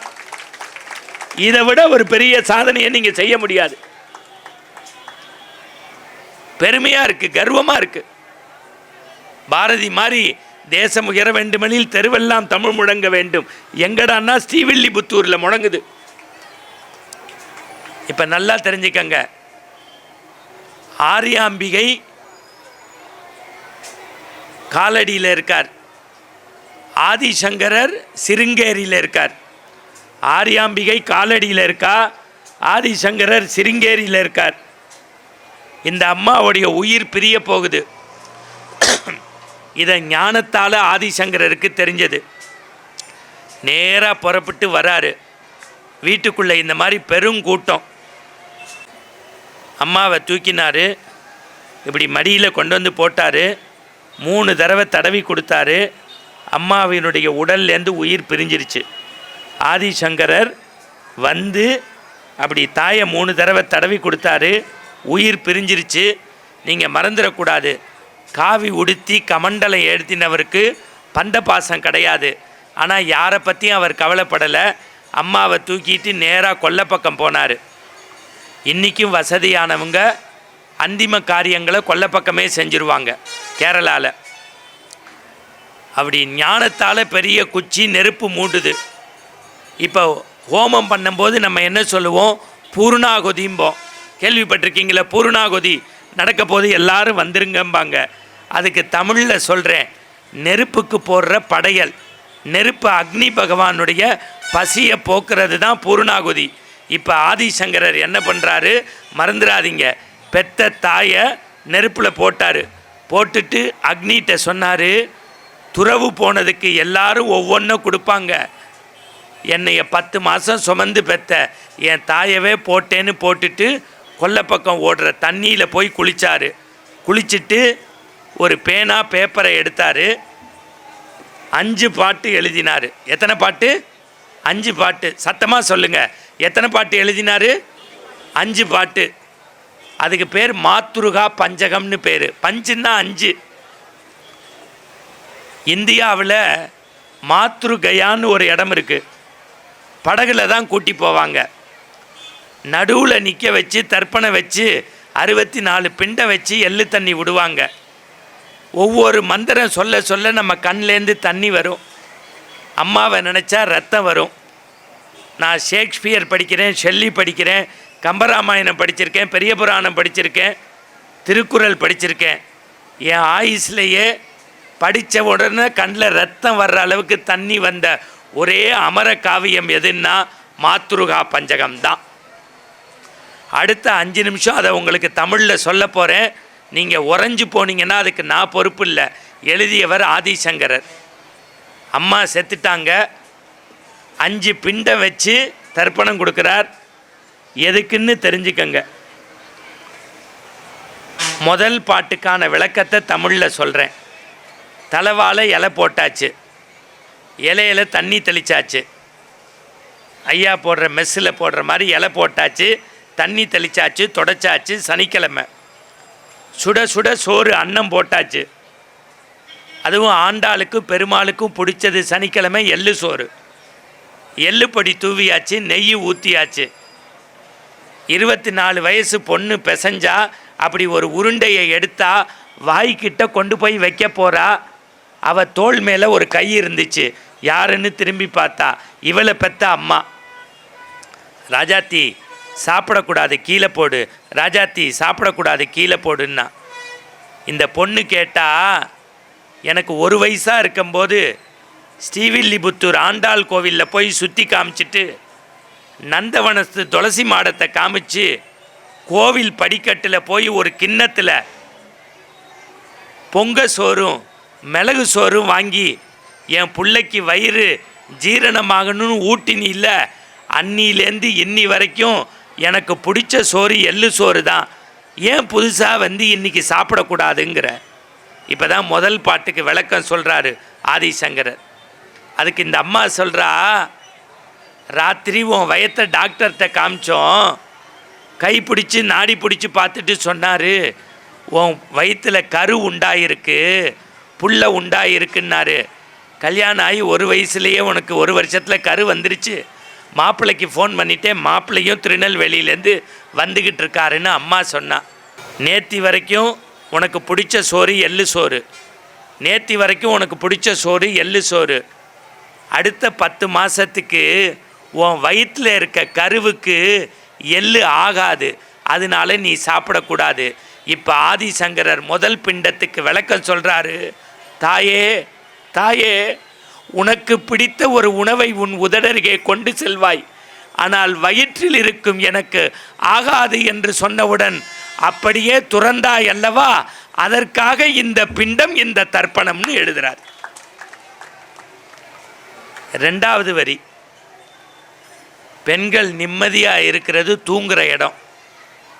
ஒரு கழிச்சும் படுக்கலாம், குப்புறவும் படுக்கலாம். அதில் உங்கள் ஊர் புதுமை பித்தன் திருநெல்வேலிக்காரர் கதையில் எழுதுவார், புருஷன் அமைவதை பொறுத்துன்னு. இது புரிஞ்சாதான் சிரிக்க முடியும். பெண்கள் நிம்மதியாக தூங்குகிற இடம், ஒரு கழிச்சும் படுக்கலாம், குப்புறவும் படுக்கலாம். ஆனால் அம்மா 30 நாள் ஆயினோன்னே என் கருவில் கண்ணு காது மூக்கு வந்துருச்சு, என் உருவம் சிதைபடக்கூடாதுன்னு 10 மாதமும் பாரத்தை மல்லாந்தே பொறுத்திருந்தில்ல, அதுக்காக இந்த பிண்டம் இந்த தர்ப்பணம். 3வது வரி எழுதுகிறாரு, மனுஷனாக இருந்தால் மயான அமைதி வந்துடும். அம்மா, தெருவில் சாதாரணமாக பெண்கள் போகும்போது காலில் முள் குத்திடுச்சுன்னா நெறிஞ்சி முள்ளி எடுத்து போட்டுட்டு ஐயோ ஐயோன்னு கத்துவாங்க. ஏன்? ஒரு சொட்டு ரத்தம் வந்துடும். ஆனால் நான் உன் வயிற்றுலேருந்து வரும்போது மொத்த ரத்தத்தையும் வெளியில் எடுத்துகிட்டு வந்தேன். அப்போ கூட நீ கண் விழிச்சோன்னு கேட்ட முதல் வார்த்தை என்ன தெரியுமா? என் புள்ள நல்லா இருக்கான்னு கேட்டியம்மா, அதுக்காக இந்த பிண்டம் இந்த தர்ப்பணம். உலகத்தில் எல்லாரும் மலத்தை அசிங்கம்பான், ஆனால் ஏன் மலங்கிறதுனால உன் வலது கையால் அப்புறப்படுத்தி இடது கையால் என்னை அணைச்சிக்கிட்டு இல்லைம்மா, அதுக்காக இந்த பிண்டம் இந்த தர்ப்பணம். அடுத்த வார்த்தை எழுதுகிறாரு, 5வது வார்த்தை, பக்கத்து வீட்டுக்காரர் என்னைய சங்கரான்னு கூப்பிட்டாரு, எதிர் வீட்டுக்காரர் சங்கரான்னு கூப்பிட்டாரு, கொல்லை பக்கத்துக்காரர் சங்கரான்னு கூப்பிட்டாரு. நீ ஒரு தடவை கூட என்னை அப்படி கூப்பிடலை. எப்போ கூப்பிட்டாலும் கண்ணே மணியே முத்தே பவளமே ரத்தினமேன்னு கூப்பிடுவேன். இனிமேல் எந்த வாய்மா என்னை அப்படி கூப்பிடும்? அப்படி கூப்பிடாத வாய்க்கு நான் வருஷத்துக்கு ஒரு தடவை தர்ப்பணம் கொடுக்க முடியாது, மாதத்துக்கு ஒரு தடவை அமாவாசை தர்ப்பணமும் செய்ய முடியாது. ஏன்னா நான் துறவி ஆயிட்டேல்ல, மொத்த அரிசியையும் போட்டு பிண்ட வைக்கிறேம்மான்னு எழுதுகிறாரு. 5 பாட்டு அமர காவியம். அதே மாதிரி தமிழ்நாட்டில் ஒருத்தர் இருந்தார், மயான பூமிக்கு போனால் அவர் எழுதுவார், 2 திங்களாய் அங்கமெல்லாம் நொந்து பெற்ற தொந்தி சரியன்னு எழுதினார் பட்டினத்தார். நான் இன்னைக்கு சொல்கிறேன், நீங்கள் கோவிலுக்கு போகிறது, கும்பாபிஷேகம் பண்ணுறது, கோதானம் பண்ணுறது, ஆண்டாளுக்கு அர்ச்சனை பண்ணுறது, காசியில் போய் குளிக்கிறத விட பெத்த தாய் உயிரோடு இருக்கிற வரைக்கும் கண்கலங்காமல் பார்த்துக்கங்கன்னு உங்கள் பாதம் தொட்டு கேட்குறேன். அண்மையில் ஒரு கதை படித்தேன், அழுதுட்டேன். ஒரு பையனை தாய் 10 பாத்திரம் தேய்ச்சே படிக்க வச்சா. அவன் பெரிய இன்ஜினியரிங் காலேஜெலாம் படித்து அமெரிக்காவுக்கு போயிட்டான். கை நிறைய சம்பாதிச்சு கல்யாணம் பண்ணிட்டான், 2 புள்ள பெற்றுட்டான், வரவே இல்லை. அந்த அம்மாவுக்கு 80 வயசு, பையனுக்கு கிட்டத்தட்ட 38 வயசு. ஊரை விட்டு போனவன் 9 வருஷமாகி வந்து தாயை பார்க்கல. அந்த டாக்டர் சொன்னார், இன்னும் 2 நாளில் நீ செத்து போயிடுவேன்னு. பக்கத்து வீட்டுக்காரனை கூப்பிட்டு அந்த அம்மா என் பிள்ளைக்கு ஒரு கடுதாசி எழுதுங்கன்னுச்சு. அதுதான் இன்றைக்கி ஸ்ரீவில்லிபுத்தூரில் ராத்திரி உங்களை தூங்க விடக்கூடாது, மறந்துடாதீங்க. அடுத்த தலைமுறைக்காக தான் இந்த செய்தி சொல்கிறேன். மகனே, நீ பிறந்த அன்று வீட்டின் கொல்லைப்புறத்தில் ஒரு தென்னையை நட்டு வைத்தேன். நாங்கள் ஊற்றிய தண்ணீரில் தென்னை வளர்ந்தது, நாங்கள் சிந்திய கண்ணீரில் நீ வளர்ந்தாய். எங்கோ இருந்து ஈட்டக்கூடிய பொருள் உனக்கு சுகத்தை தருகிறது. எங்கள் அருகிலேயே இருக்கும் தென்னை எங்களுக்கு சுவை நீரும் சுக நிழலும் தருகிறது. பரவாயில்லை மகனே, என்றாவது ஒரு நாள் நீ வருவாய் வருவாய் என்றே எதிர்பார்த்து ஏங்கி போனேன். இன்று எங்கள் உடல் முழுக்க ஈமொய்த்த செய்தி உன்னை வந்து சேர்ந்தது. அப்போது கூட நீ இமெயிலில் தான் மூழ்கி கொண்டிருக்கிறாய். எங்களுடைய இறுதி கூட்டத்தில் நீ கலந்து கொள்ளாமல் போனாலும் நீ என்று நினைத்து நாங்கள் வளர்த்த தென்னை எங்களை ஓலையாக மாறி பத்திரமாக ஊர் எல்லை வரை சேர்க்கும். அழாதே, இப்படிக்கு உன் அம்மா. நான் உங்கள் எல்லாரையும் பாதந்தொட்டு கேட்குறேன். கடைசி வரைக்கும் அம்மா உயிரோடு இருக்கிற வரைக்கும், செத்ததுக்கப்புறம் திதி பண்ணி படையல் போட்டு பருப்பு பாயசம் சாப்பிட்றத விட இருக்கும்போது கண்ணீரை தொடச்சி ஒரு கவலை காப்பி எவன் கொடுக்குறானோ அவன்தான் புண்ணிய வாங்கிறது தான் வேதத்தில் சொல்லுது. நல்லா தெரிஞ்சுக்கங்க. விடிஞ்சா பட்டாபிஷேகம் ராமனுக்கு. கம்பன் ஒரு வார்த்தை சொல்லுவான், ஆழிசூழ் உலகமெல்லாம் பரதனை ஆட நீ போய் தாளிரும் சடைகள் தாங்கி தாங்கரும் தவமேற்கொண்டு புண்ணிய துறைகளாடி 7 ஆண்டு காட்டுக்கு போயிட்டு வா என்று இயம்பினன் அரசன் என்றான். சொன்னது யாரு? கைகேயி. அம்மா இல்லை. அம்மாவை மறந்துட்டான். ஆனால் ராமனுக்கு சொன்னது சின்னம்மா. நான் சொல்கிறது கம்பராமாயணம். ராமன் என்ன தெரியுமா சொன்னா? மன்னவன் பணியென்றாகிலும் நும்பணி மறுப்பேனோ, என் பின்னவன் பெற்ற செல்வம் அடியேன் பெற்றதென்றோ. அம்மா, அப்பா சொன்னா என்ன, நீ சொன்னா என்ன, நாளைக்கு இல்லை, இன்னைக்கு இல்லை, இப்பயே மர உரி தரித்து காட்டுக்கு போகிறேன்னால. அதனால்தான் ஆண்டாள் சன்னதியில் இன்றைக்கும் ராமனை கொண்டாடுறதுக்கு காரணம் என்னன்னா, தாய் சொல்லுதான் மந்திரம்னு கேட்டது தான் பெருமாளுடைய பக்தி. நான் உங்கள்கிட்ட கை ஊப்பி கேட்டுக்கிறேன். அடுத்து உலகத்தில் நீங்கள் செய்ய வேண்டியது, மறந்துடாமல் பெண்கள் குளிச்சுட்டு அடுப்பு பற்ற வைங்க. தலையை முடிய விரித்து போட்டுக்கிட்டு வேலை செய்யக்கூடாது. அன்றைக்கி மெட்ராஸில் பார்க்குறேன், ஒரு அம்மா ஈர முடியோட ஸ்கூட்டரில் போகுது. ஏமாண்ணே, லேட்டாக போனால் மேனேஜர் பின்னிடுவாருங்குது. இது புரியுதா இல்லையா? தயவு செய்து சொல்கிறேன், ஒரு கவலை சோத்தையாவது எடுத்து காக்காக்கி வச்சுட்டு சோறு சாப்பிடுங்க. உங்களை கைகூப்பி சொல்கிறேன், உலகத்திலேயே தான தர்மத்தை அதிகமாக பண்ணவன் கர்ணன். கார்த்திகைக்கு பின் மழையில்லை, கர்ணனுக்கு பின் கொடையில்லைம்பா. ஆனால் விண்ணுலகத்துக்கு போனால் பசின்னா எல்லாரும் துடிச்சுட்டான். உலகத்தில் மண்ணு தானம் பண்ணா, பொண்ணு பண்ணா, கேட்டவருக்கு எல்லாம் பண்ணான். ஆனால் அவனுக்கு பசி. பக்கத்தில் இருந்த தேவர் சொன்னா, உனக்கு பசிக்குதா கர்ணா, உன் ஆள்காட்டி விரலை வச்சு கடிச்சுக்கடான்னா. அதுக்கு அவன் அந்த தேவர்கிட்ட கேட்டான், இவ்வளவு தானம் பண்ண எனக்கு ஏண்டா பசியை கடவுள் கொடுத்தான்னா. நீ வாழ்க்கையில் எல்லா தானமும் பண்ண, அன்னதானம் பண்ண மறந்துட்டேன்னா.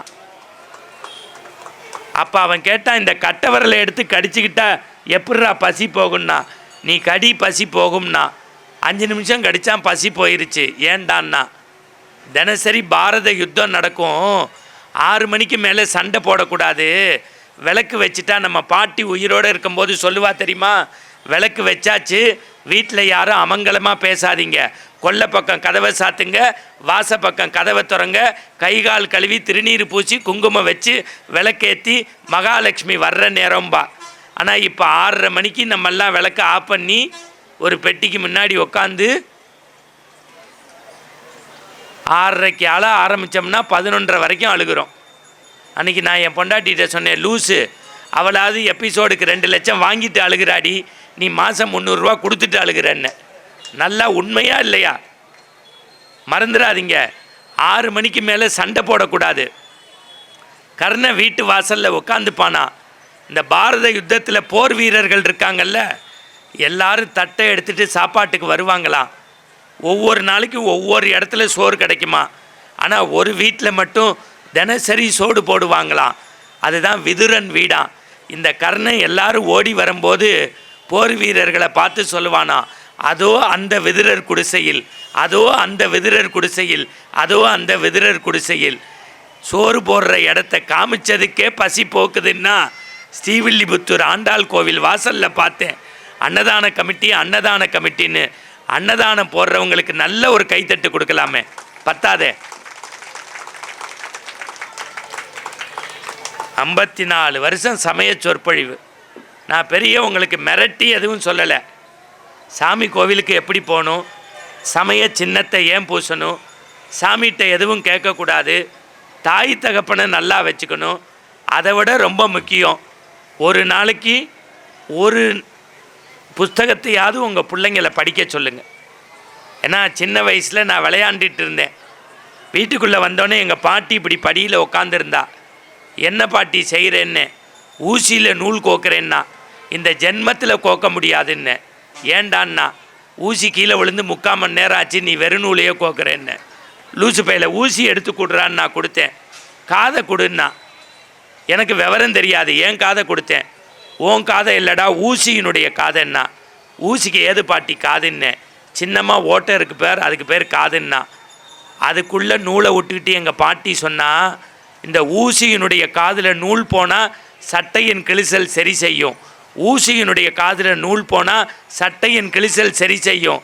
இறைவன் கொடுத்த காதில் நல்ல அறநூல்கள் போனால் உன்னுடைய மனக்கிழிசல்கள் சரி செய்யப்படும். நூலை படியுங்கள், சங்கத்தமிழ் நூலை படியுங்கள்.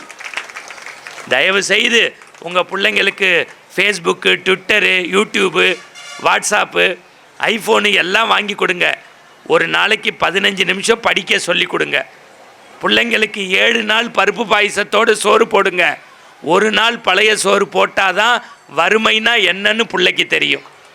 உங்களை பாதந்தொட்டு கேட்டுக்கிறேன். அடுத்த ரொம்ப முக்கியமான விஷயம், பெண்கள் நிறையா இருக்கீங்க.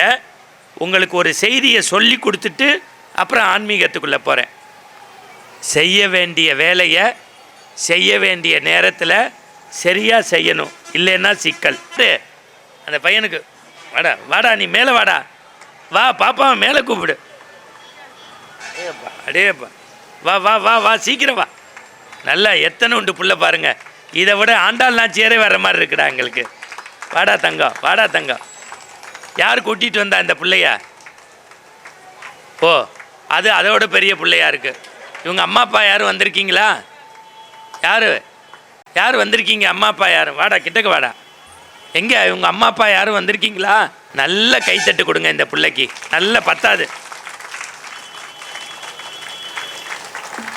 நிர்மலா சீதாராமன் மாதிரி இருக்கப்போ.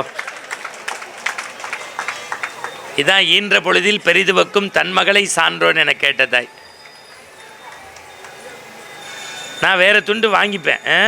உடனே செக்ரட்டரி பார்க்குறாரு, ஓ அள்ளி கொடுப்பார் போலையே அப்படின்னு. அந்த புள்ள முகத்தை பாருங்கள், எவ்வளோ சந்தோஷம். ஆன்மீகம்ங்கிறது எது தெரியுமா? 10 பேருக்கு முன்னாடி பச்சை பிள்ளைய பாராட்டுறது தாங்க ஆன்மீகம். அந்த பிள்ளைக்கு ராத்திரி தூக்கம் வராது. வீட்டில் போய் சொல்லும், 1000 பேர் உட்காந்துருந்தாங்க, நான் தான் சொன்னேன், தெரியும்ல.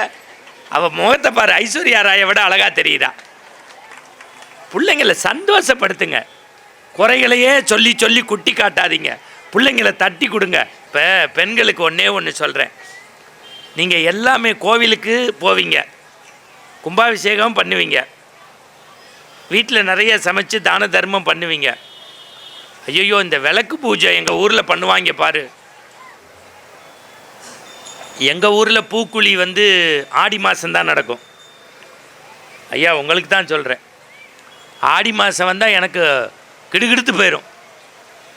ஏன்னா என் மனைவி காப்பி ஆற்றும் போதே என்னை கலங்க வச்சிருவா. மாமா மாமா மாமா அப்படிம்பா. என்னடி? இந்த மஞ்ச வேட்டியை கட்டிக்கங்க மாமா. எதுக்குடி? நம்ம மாரியம்மன் கோயிலில் திருவிழா, அதுக்கு நான் ஏண்டி கட்டணும்? இல்லை எங்கள் அம்மாவுக்கு தலை கிறுக்கிறுன்னு இருக்குது. உங்கள் அம்மாவே 80, அவங்க அம்மா 102. அந்த தலை இருந்தால் என்ன போனால் என்னன்னு அப்படியெல்லாம் சொல்லக்கூடாது மாமா. வீட்டுக்கு வந்த மாப்பிள்ளை மஞ்ச வேட்டி கட்டி விரதம் இருந்தால் அப்படியே நினச்சது நடக்குமான்னு நைஸாக காப்பியோட வேட்டியை கொடுத்துட்டா. கட்டிட்டேன்.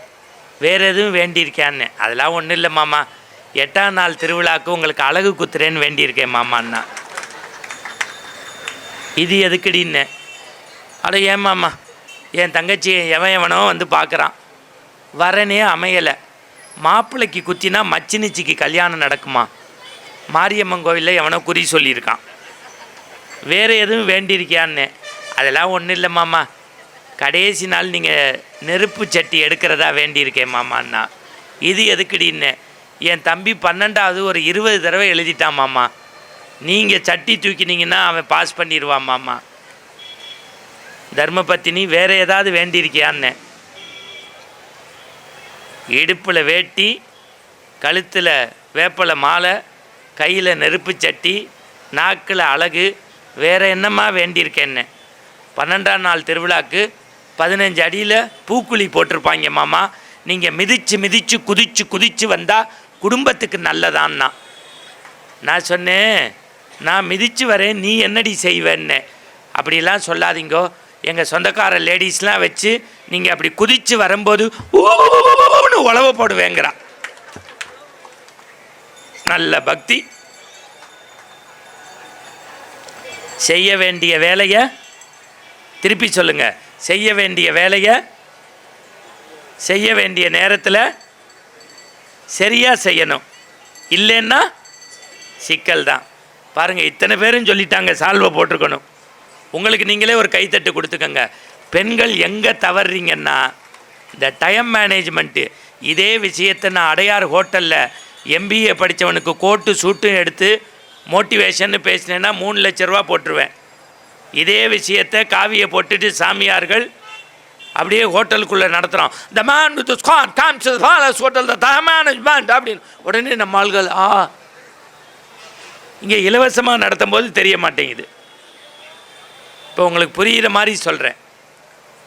கோவிலுக்கு சரியாக போகணும், புருஷனை நல்லா வச்சுக்கணும், பொண்டாட்டியோட புருஷன் சந்தோஷமாக இருக்கணும், பிள்ளைங்களுக்கு முன்னாடி சண்டை போடக்கூடாது, சமய சின்னம் பூசணும், சாமிகிட்ட அது வேணும் இது வேணும்னு கேட்கக்கூடாது, குலதெய்வ வழிபாடு செய்யணும், தான தர்மம் செய்யணும், தாய் தகப்பனை நல்லா வச்சுக்கணும், புஸ்தகம் படிக்கணும், தேசபக்தியோடு இருக்கணும். இதெல்லாம் சரி. எப்போ செய்கிறது?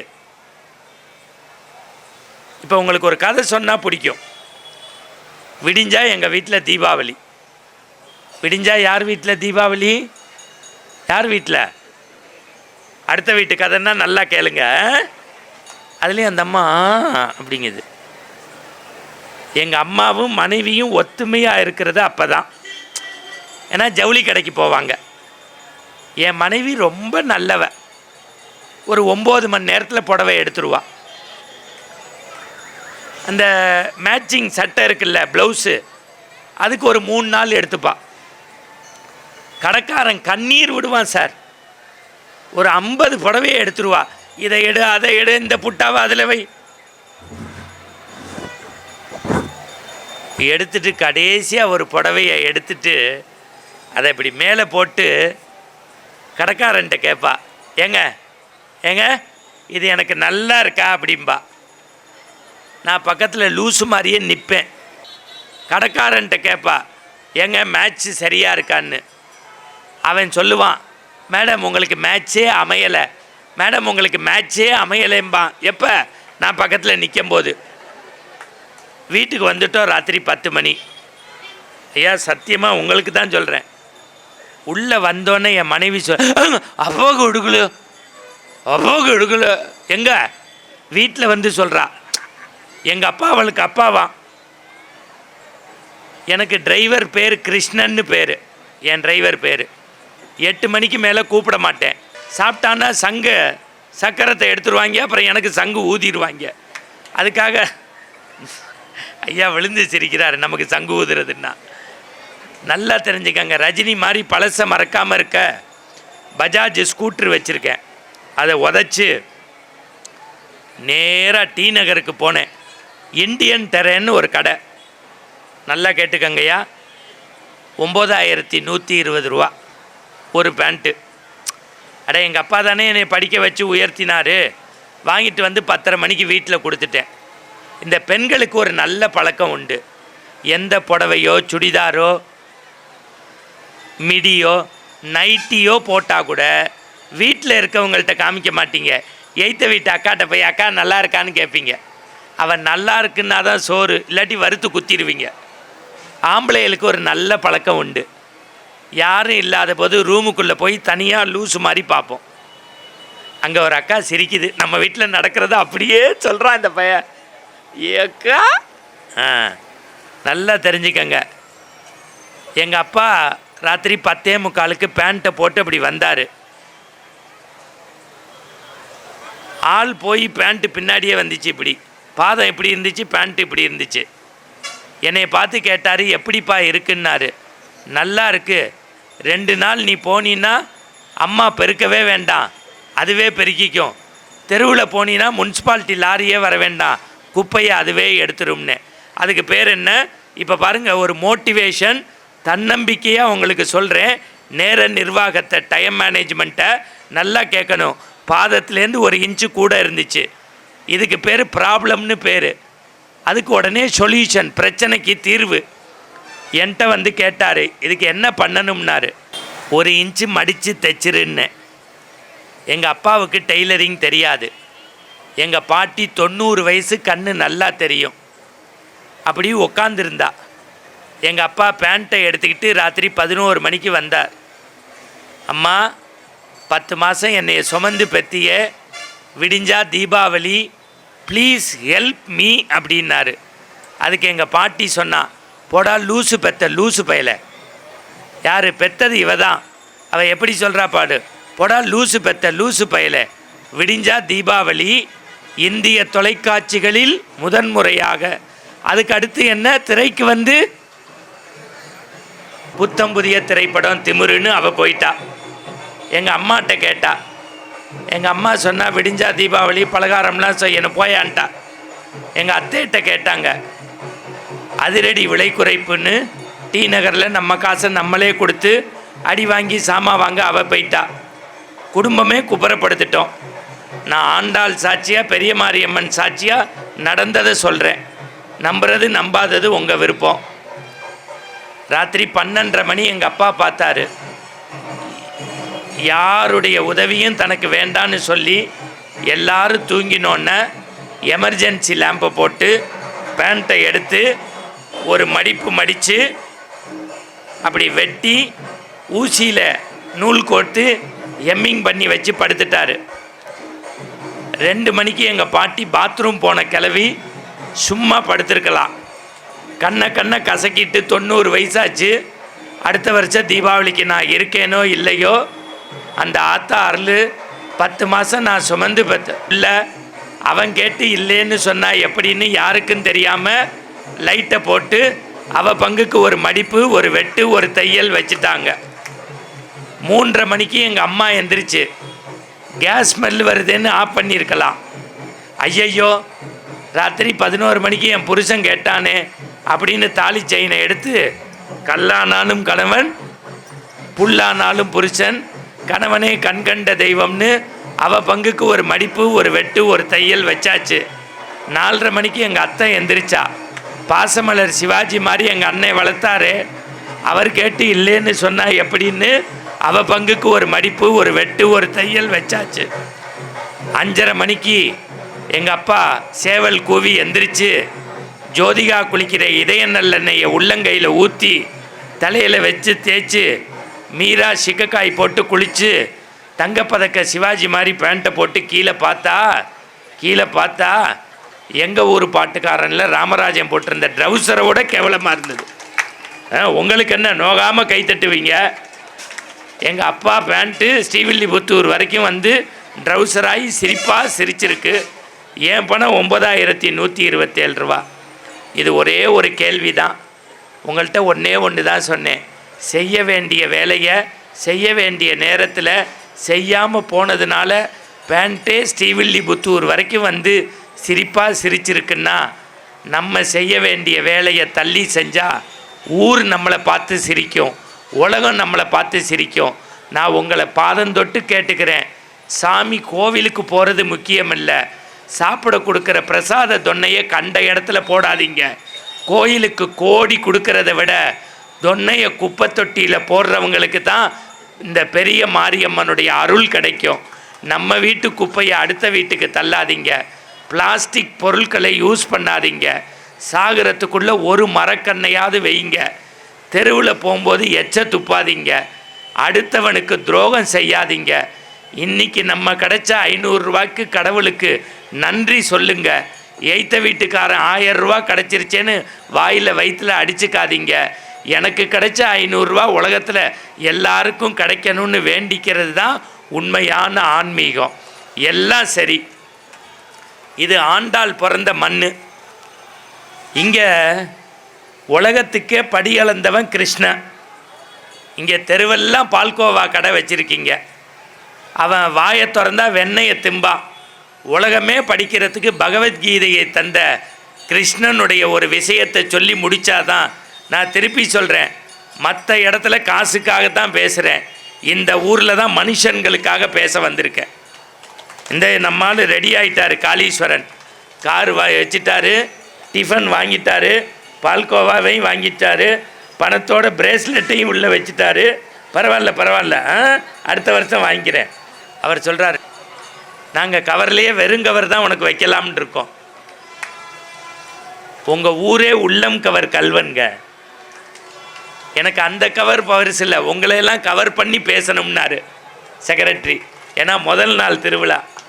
நான் சத்தியம் சொல்கிறேன், இப்போ நிறைய பேருக்கு ஒரு சந்தேகம் வரும். சமய சின்னம் பூசுறது, சாமி கோவிலுக்கு போகிறது, இறை வழிபாடு பண்ணுறது, தாய் தகப்பனை நல்லா வச்சுக்கிறது, சாமிகிட்ட எதுவும் கேட்கக்கூடாது எல்லாம் சொன்னீங்க. ஆனால் இந்த பெரிய மாரியம்மன் பூக்குழி திருவிழாவில் ஒரே ஒரு சந்தேகம் வரும். சில பேர் 5000 எழுதியிருப்பாங்க, சில பேர் அன்னதானத்துக்கு 1 லட்சம் கொடுத்துருப்பாங்க, சில பேர் 500 ரூபா கொடுத்துருப்பாங்க, சில பேர் 50 ரூபா கொடுத்துருப்பாங்க, சில பேர் வெறுமனை வந்து சுவாமிக்கு பூக்குழியை மிதிச்சிட்டு கடவுளே நல்லாருன்னு 1 ரூபாய்க்கு சூடை வாங்கிட்டு போவாங்க. அப்போ 5 லட்சத்துக்கு மரியாதையா 5 ரூபாய்க்கு மரியாதையான்னு ஒரு சந்தேகம் வரும். நான் இன்றைக்கி சொல்கிறேன், உலகத்தில் எதையும் எடை போட்டு பார்க்கணும்னா அதுக்கு ஒரே கடவுள் ஸ்ரீவில்லிபுத்தூர் ஆண்டாளை மணந்த பெருமாளாகிய கிருஷ்ணன் தான், கண்ணன் தான். கண்ணன் வந்து சொல்லிட்டானா அவன் சுப்ரீம் கோர்ட்டுக்கு மேலே எதுவும் கிடையாது. அன்புக்குத்தான் கடவுள் அடிமை. எதுக்கு அடிமை? நல்லா சத்தமாக சொல்லுங்கள், எதுக்கு? அன்புக்கு. இதை உங்களுக்கு சொல்லி முடித்தா புரியும். கிருஷ்ண பரமாத்மா அஸ்தினாபுரத்துக்கு போனான். எதுக்கு? பாண்டவர்களுக்கு தூது பேச. இன்றைக்கி காலையில் உங்கள் ஆண்டாள் நாச்சியார் கோயிலை சுற்றி அந்த பெரிய ரத வீதியை பால் குடம்லாம் காலைல வந்துச்சு. நானும் சுற்றி 2 ரவுண்டு வந்தேன், ஐயா தான் சாட்சி. அந்த மாதிரி அஸ்தினாபுரத்துக்கு தேரை விட்டு இறங்கி கண்ணை ஊருக்குள்ளே வந்தான். முதல்ல நம்ம காளீஸ்வரன் மாதிரி பீஷ்மாச்சாரி கை தட்டி கூப்பிட்டாரு, கிருஷ்ணா இங்கே வாடா, இங்கே வா. தங்கத்தட்டு வெள்ளி ஸ்பூனு எங்கள் வீட்டில், சாப்பிடவான்னா. கிருஷ்ணா ஆகட்டும் பார்க்கலான்னா. அடுத்து பொருளாளர் மாதிரி துரோணாச்சாரி கூப்பிட்டாரு, கிருஷ்ணா என் வீட்டுக்கு வா, இந்த பார் சேரு, உட்காந்தா 6 அடி உள்ளே போகும், என் வீட்டுக்கு வான்னார். ஆகட்டும் பார்க்கலான்னாரு. இந்த ஐயா மாதிரி பீஷ்மாச்சாரி கிருபாச்சாரி மாதிரி துரோணாச்சாரி, கிருஷ்ணா என் வீட்டுக்கு வாடா, 10 பெண்கள் காலை அமுக்குவாங்க, பருப்பு பாயசம் சாப்பாடு, 8 பெண்கள் கவரி வீசுவாங்க, என் வீட்டுக்கு வான்னாரு. பார்க்கலான்னாரு. கடைசியாக நம்ம செக்ரட்டரி மாதிரி ஒரு ஆள் நின்னார். கிருஷ்ணா அதோ அங்கே தெரியுது பத்தியா, உன் வீடு வரியான்னு கேட்டார். கிருஷ்ணன் சொன்னா, என்ன கேட்டேன்னா, டே அதோ உன் வீடு தெரியுது வரியான்னு கேட்டான்.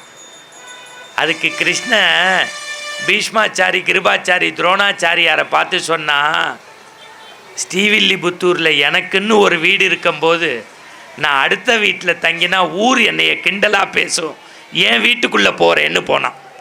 அது வீடு இல்லை இத்தனுண்டு, உள்ளே போனால் வெளியில் வர முடியாது. உள்ளே போனான். வந்திருக்கிறது யார்? கிருஷ்ணன். ஜனாதிபதிக்கெல்லாம் ஜனாதிபதி. இப்போ நான் உங்கள் வீட்டுக்கு வரேன்னு வச்சுக்கங்க, உடனே கிளம்பாதீங்க, உட்காருங்க, ஒரு பேச்சுக்கு. அந்த அம்மா என்ன சொல்லுவாங்க, ஐயா வந்திருக்காங்கன்னு சந்தோஷமாக கூப்பிடுவாங்க. கிருஷ்ணன் வந்தோடனே விதுரனுக்கு கை காலெலாம் வேர்த்து விறுவிறுத்து போச்சு. வந்தோடனே சொம்பில் தண்ணி கொடுத்து முறுக்கு அதிரசம் தட்டில் வச்சு கொடுப்போம். ஸ்ரீவில்லிபுத்தூர்னா பால்கோவாவும் சாத்தூர் சேவும் வச்சு கொடுப்பீங்க. கரெக்டு தானே? கிருஷ்ணன் வந்துட்டான். விதுரன் வீட்டில் கொடுக்கறதுக்கு ஒன்றும் இல்லை. ஏழை பிராமணன். 2 வாழைப்பழம் இருந்தது. வந்தது ஜனாதிபதியோட பெரிய ஆள். அவசரத்தில் என்ன பண்ணிட்டான், தோலை பிச்சு பழத்தை கீழே போட்டு தோலை கொடுத்துட்டான். கிருஷ்ணனும் சாப்பிட்டான். இப்படிம்பாங்க, விஷத்துக்கும் அதுக்கும் வித்தியாசம் இருக்காது. இருந்தாலும் நான் சொல்லுவேன், பேஷ் பேஷ் ரொம்ப என்ன இருந்ததும்பே. ஏன்? ஓசி காப்பி இல்லை, என் தங்கச்சி நல்ல காப்பி தான் கொடுப்பீங்க, இருந்தாலும் சொல்கிறேன். அவங்க சொல்கிறாங்க, நொன்ன பயல சொல்லிவிட்டு அப்புறம் என்ன. அந்த மாதிரி கிருஷ்ணன் இந்த தோலை தின்னால சும்மா இருந்திருக்கலாம் இந்த விதுரன். கிருஷ்ணா, நான் கொடுத்த பழம் எப்படி இருந்துச்சுன்னா, அதுக்கு கிருஷ்ணன் சொன்னான், 7 உலகத்தில் இந்த மாதிரி சாப்பிட்டது இல்லைன்னா. அவன் வாயில் பார்த்தான் தோல். ஐயோ பரந்தாமா, பரம்பொருளே, கோவிந்தா, நாராயணா. குலசேகர ஆழ்வார் எப்படி வேண்டுவார், படையேடா யாகேனோ, பார்க்குவளை யாகேனோ, தொட்டு விரல் தொட்டரலும் சுண்ணாம்பு ஆகேனோ, மிதியடியா யாகேனோ, நாற்காலி ஆகேனோ. கண்ணா, நீ போடுற செருப்பாக இருக்கக்கூடாதா, நீ உட்கார்ற சேராக இருக்கக்கூடாதா, நீ தொடுற சுண்ணாம்பாக இருக்கக்கூடாதான்னு சொல்லுவார்ல ஆழ்வார். அந்த மாதிரி கண்ணா கண்ணா மன்னிச்சுக்கோடா, தெரியாமல் உனக்கு தோல் கொடுத்துட்டேன், நீ வந்த கை கால் எனக்கு ஓடலை, மன்னிச்சுக்கோ. அதுக்கு கிருஷ்ணன் சொன்னா, போடா, அன்பு வந்தால் வார்த்தை தடுமாறும். நான் கோபியரோடு, மறந்துடாத, கோபியர்னா பெண்கள், கோபியரோட நான் விளையாண்டுக்கிட்டு இருப்பேன். என் தாய் யசோதை கூப்பிடுவா, இங்கே வாழான்னு. கோக்களுக்கு பழம் கொடுக்க சொல்லுவா. கோன்னா பசு. அப்படியான்னு அவள் திரும்பினோன்னு பழத்தை தின்னுட்டு தோலை கொடுப்பேன். இப்போ எனக்கு நீனே தோலை கொடுத்துட்ட அன்புனால. போடா போடா போடா. பேசிக்கிட்டே இருப்பாங்க. கிருஷ்ணன் சொல்வான், நல்லா பேசினா பசிக்கும்.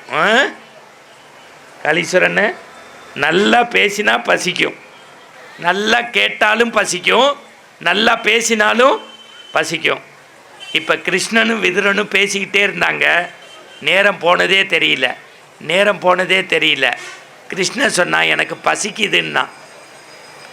விதுரன் சொன்னான், அடுத்த வேளை சோத்துக்கு என் வீட்டில் வழி கிடையாது. உன் பசியை போக்குறதுக்கு நான் பஞ்சாமிர்தத்துக்கு கொடுக்க முடியாது.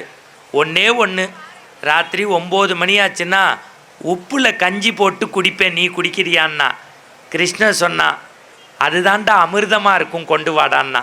இப்பையும் சொல்கிறேன், உலகத்திலேயே 5 நட்சத்திர விடுதியை விட அம்மா கையில் புளிஞ்சு சோறு போட்டு அப்படி உருண்டை வாங்கி சாப்பிட்டு பாருங்கள், அது அமிர்தத்துக்கு இணையாக இருக்கும். சாப்பிட்டா தான் நல்லாயிருக்கும், அதுதான் உண்மை. அந்த மாதிரி கிருஷ்ண உப்பு கச்சியை கொண்டு வந்தான், ஒரு டம்ளரில் ஊற்றினா. இப்போ என் கையில் கொடுத்தா நான் என்ன பண்ணுவேன்? நான் தான் கடகடன்னு குடிப்பேன். ஓ, குடிக்கலையா? உங்களுக்கெல்லாம் நடித்து சொல்ல வேண்டியிருக்கு. கிருஷ்ணன் கையில் கொடுத்தான், குடிக்கிறதுக்கு கொண்டு போனால் விதுரம் பிடிச்சிட்டான். டே நிறுத்துறான் நிறுத்துறான்னா. இதுதான் நம்ம ஊரில் ஒரு பழமொழி சொல்லுவாங்க, கை கெட்டினது வாய் கெட்டல. எப்படி ஐயா சொல்கிறாரு பாருங்க. பிடிச்சிட்டான். கிருஷ்ணன் கேட்டான், என்னடா கொடுக்குற மாதிரி கொடுத்து வாங்கிக்கிட்டேன்னா. கிருஷ்ணா, மன்னிச்சுக்கோடா மன்னிச்சுக்கோ, நான் ஏழை பிராமண உஞ்சி வர்த்தி பார்ப்பான். தினசரி 4 வீட்டில் அரிசி வாங்கி தான் கஞ்சி குடிப்பேன். என் வீட்டில் சட்டு முட்டு பாத்திரமெல்லாம் கிடையாது. கஞ்சி குடிக்கிறது ஒத்த குவளை தான். நான் குடிக்கிற குவளையில் நீ குடிச்சிட்டா நீ பரம்பொருள் கடவுள். எச்ச பாத்திரத்தில் உனக்கு கொடுக்கக்கூடாதுடா, தப்புன்னா. அப்போ கிருஷ்ணன் சொன்னால், எனக்கு பசிக்குது, என்ன செய்கிறதுன்னா. ஒன்று செய்யட்டுமா, என் வீட்டு பரனில் காய்ந்த இலை சருகு இருக்குது, அந்த சருகில் கஞ்சி ஊற்றுறேன், குடிக்கிறியான்னா. அதை முன்னாடியே சொல்லக்கூடாதா, ஊற்றுறான்னா. இப்போ இலையை கொடுத்தான், கஞ்சி ஊற்றணும்ல. சும்மா இல்லாமல் விதுர சொன்னான், பார்த்து பிடிச்சிக்கோ, இலையில கஞ்சி ஊற்றினா ஓடும்னா. இப்போ கிருஷ்ணன் கடுப்பாயிட்டான். ஏண்டா டே, உலகத்துக்கே பகவத்கீதை கொடுத்தவன்னா எனக்கு இலையில கஞ்சி ஊற்றினா ஓடும்னு தெரியாதா? ஓசி சோறுங்கிறதுக்காக ரொம்ப பேசுகிற, ஊத்துறா அப்படின்னா, பார்த்து பிடிடான்னா. இப்படி வலப்பக்கம் ஊற்றினா கிருஷ்ணன் பிடிச்சான், இடப்பக்கம் போணுச்சு. இடப்பக்கம் பிடிச்சான், வலப்பக்கம் போச்சு. 2 பக்கமும் பிடிச்சான், கீழே போச்சு. இப்போ கிருஷ்ணன் ஒரே ஒரு வார்த்தை சொன்னான், விதுரா, இந்த மண்ணில் புத்தூரில் நான் பிறந்ததனுடைய நோக்கமே கம்சனை அழிக்கிறதுக்கு. எனக்கு 2 கை வேண்டாண்டா, ஒத்த கை போதும்.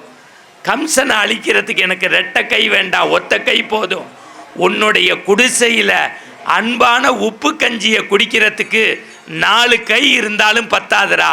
உன் அன்புக்கு நான் அடிமை, உன் அன்புக்கு நான் அடிமைன்னா, கடவுள் ஸ்ரீவில்லிபுத்தூர் ஆண்டாள மணந்த கிருஷ்ணனே அன்புக்கு அடிமைனா, பெரிய மாரியம்மன் உங்கள் அன்புக்குத்தான் அடிமையாவாள், ஆணவத்திற்கு அடிபணிய மாட்டாள் என்பதை சொல்லி, வான்மலை வளாது பொய்து மலைவளம் சுரந்து மன்னன் கோன்முறை அரசு செய்து எல்லார் வாழ்விலும் சுபகாரியங்கள் நடக்கட்டும்.